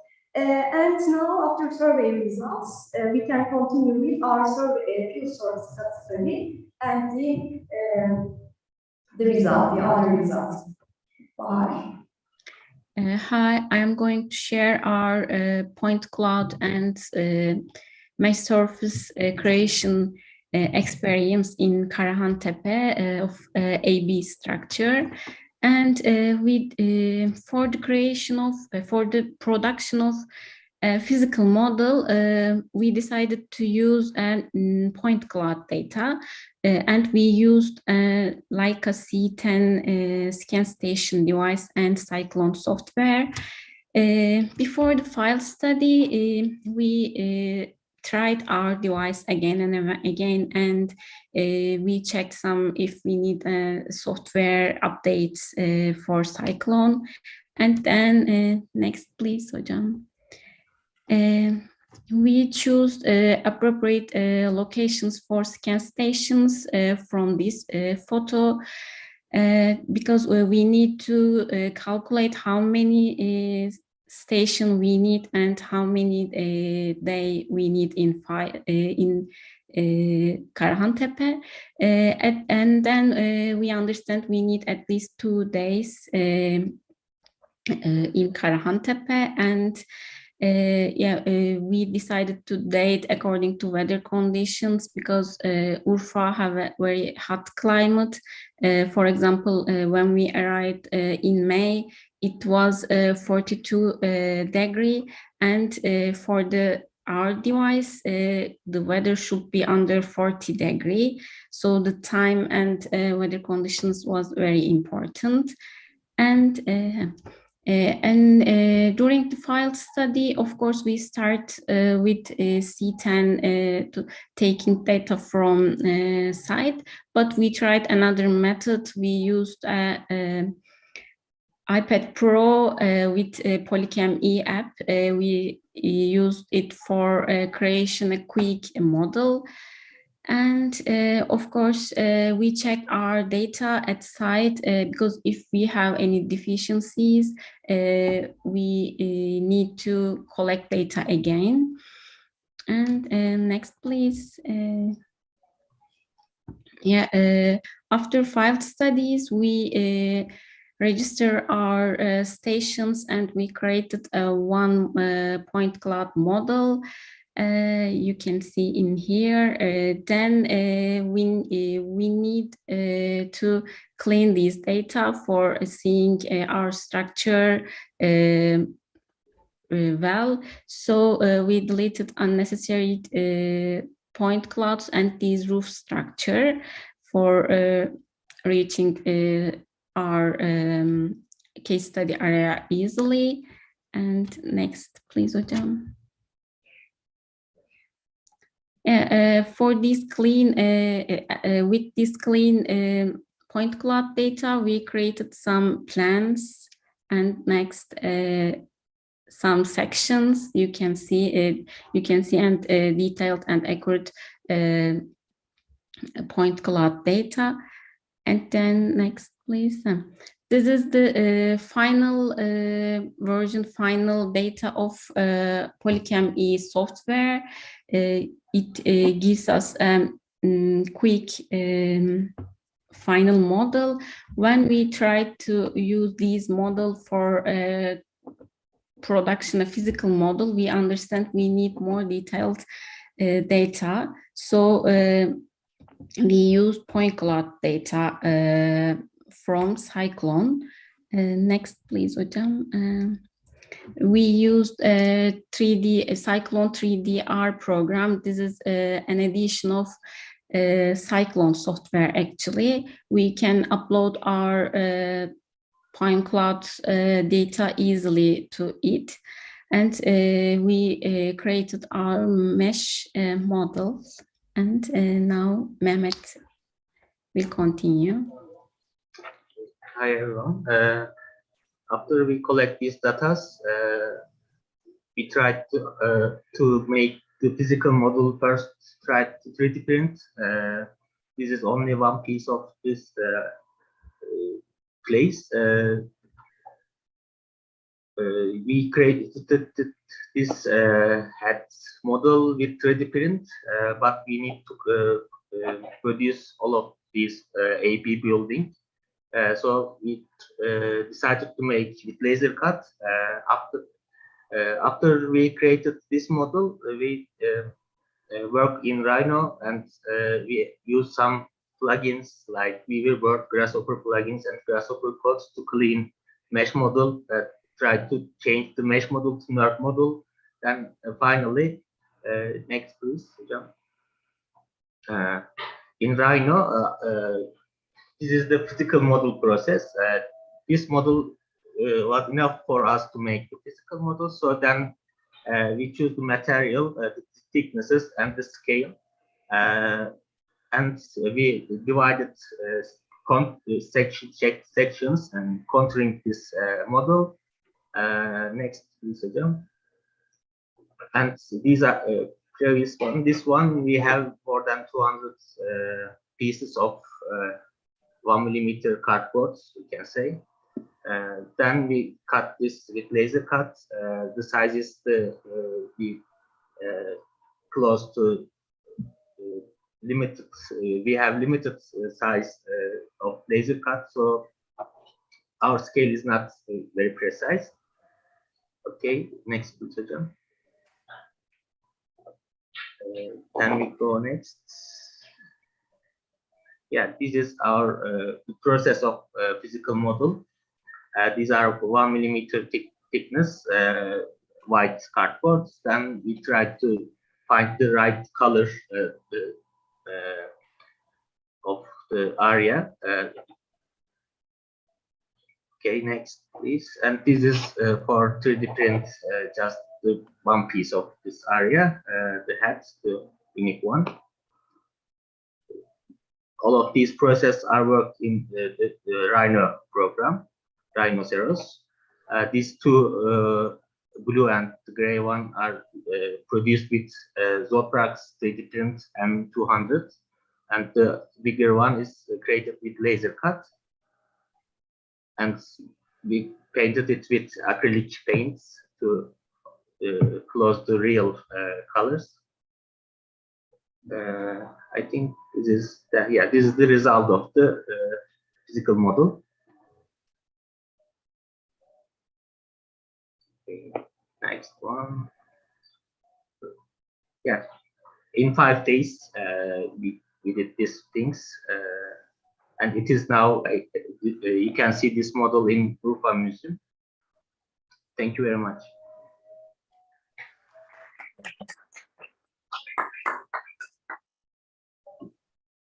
Thank you very much. Dear misafirimiz, dear Baharela Gösteren, Mehmet Gören, being precise also with the time. So I would like to open now the discussion session. I think we can spare some 10 more minutes at least. If you have any questions from the conference call or from our guests online.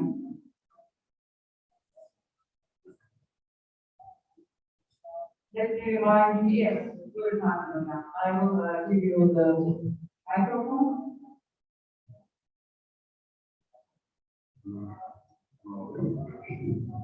Thank you very much. I have 2 questions for Flavia and Ami. Thank you very much for your contribution. It was very interesting and important. What do you think about correspondence between Demeter temple and city from Priene? Is it possible that was first Demeter temple, after them maybe city founding?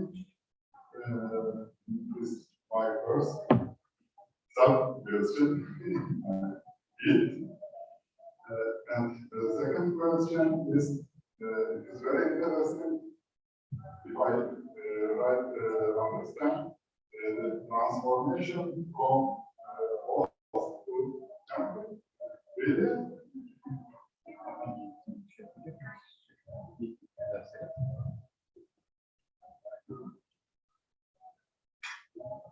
Well, thank you. And for the first question, and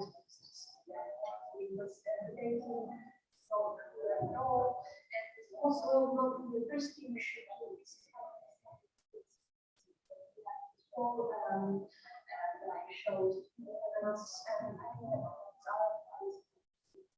it's important to try to solve and because it is striking that the cameras is exactly at the same distance as the grid. In the north-south direction, seems like it is in the east-west, not at all, but the temple should be first. And maybe this is the outcome, but the dating is very difficult, so I have no clear idea about it. And for the second question, it's not a study that I made, I'm quoting some other scholars. They have interpreted 3 phases of the temple, and it's always the temple, but I think they kind of make the comparison with the domes of the temple. I'm not really convinced by my way. Also because it's in the walls, some of the connections, to my opinion, doesn't respond to this kind of phases, but it's the first time I've seen the walls was 2 days ago, so it's still easy to express myself. But it always has been temple. And in the first phase, they supposed because it had a rectangular shape, then the workflow was interrupted. They found this part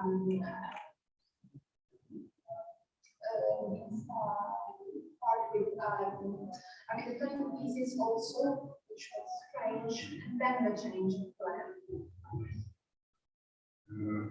I don't know.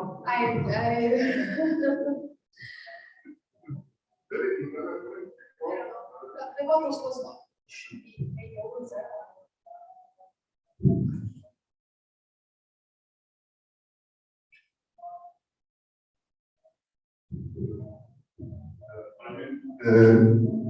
Maybe it is possible the transformation non-tradition. We have a synagogue in Priene.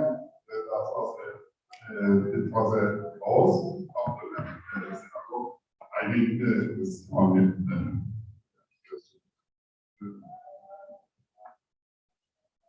I don't know. Leonardo, Alessandro, and Nicola. I don't know one of them. Have you got an idea why the Bishop Church is from Athena Temple, not on Athena Temple? We have many examples in Asia Minor.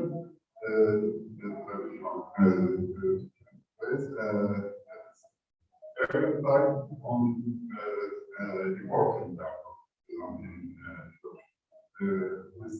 is an exception for this case. Or question or excavation. Well, I think we saw we had a trip around this area of Priene, and we saw temples inside the church. So it's really common. But I think that the point is that if the main walls of the temple are still standing, or the columns are still standing, this is a really seismic place. Maybe the temple collapsed before the church was built. So for them, it was easier to go to the church in another place and remove all the blocks, build the church on the temple. And we also found 2 churches in southern Italy that were built on the street, on the Roman street, just in front of Pompeii and the Axial. I think that we think that they were built there because there was like a plain base to build the church. So it was like they put the church where it was easier to build. In Aphrodisias, they did something really strange to remove the columns. It's a really interesting point. We're really interested to see this relationship between temples and churches. It's a really interesting point. We have a new complication from I can show. Thank you.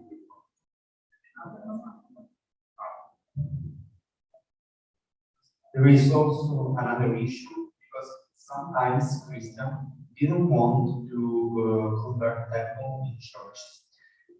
There are both the options. They want to convert the temple because they want to say that Christianity wants to go on gods. But there is also another way to think, and the way is that the temple is the symbol of pagan gods, so they should stay far away from that. For example, in Syracuse, in the Naples Valley, when they decided to Turner, the temple of the English church. They before made the rights to I don't know to say exactly in English, but to make the post spirit go away from this place. So it's not always it's not an only way to think this kind of also thinking in a small political way. So maybe the bishop thought that the temple was not the right place for the church.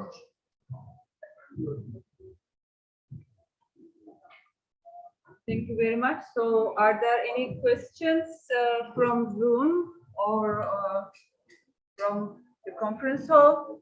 I wonder. We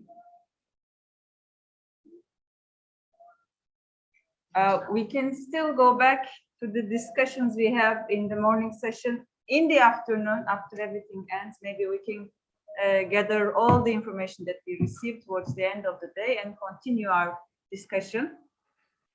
So if there is no questions or comments, I would like to end the morning session. And our afternoon session, well, in the program, it says 2:30.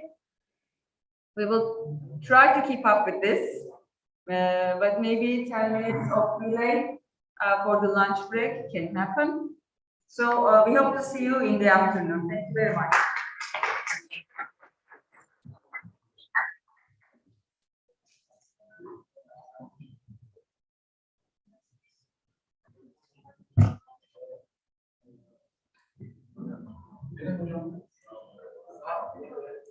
Questa presentazione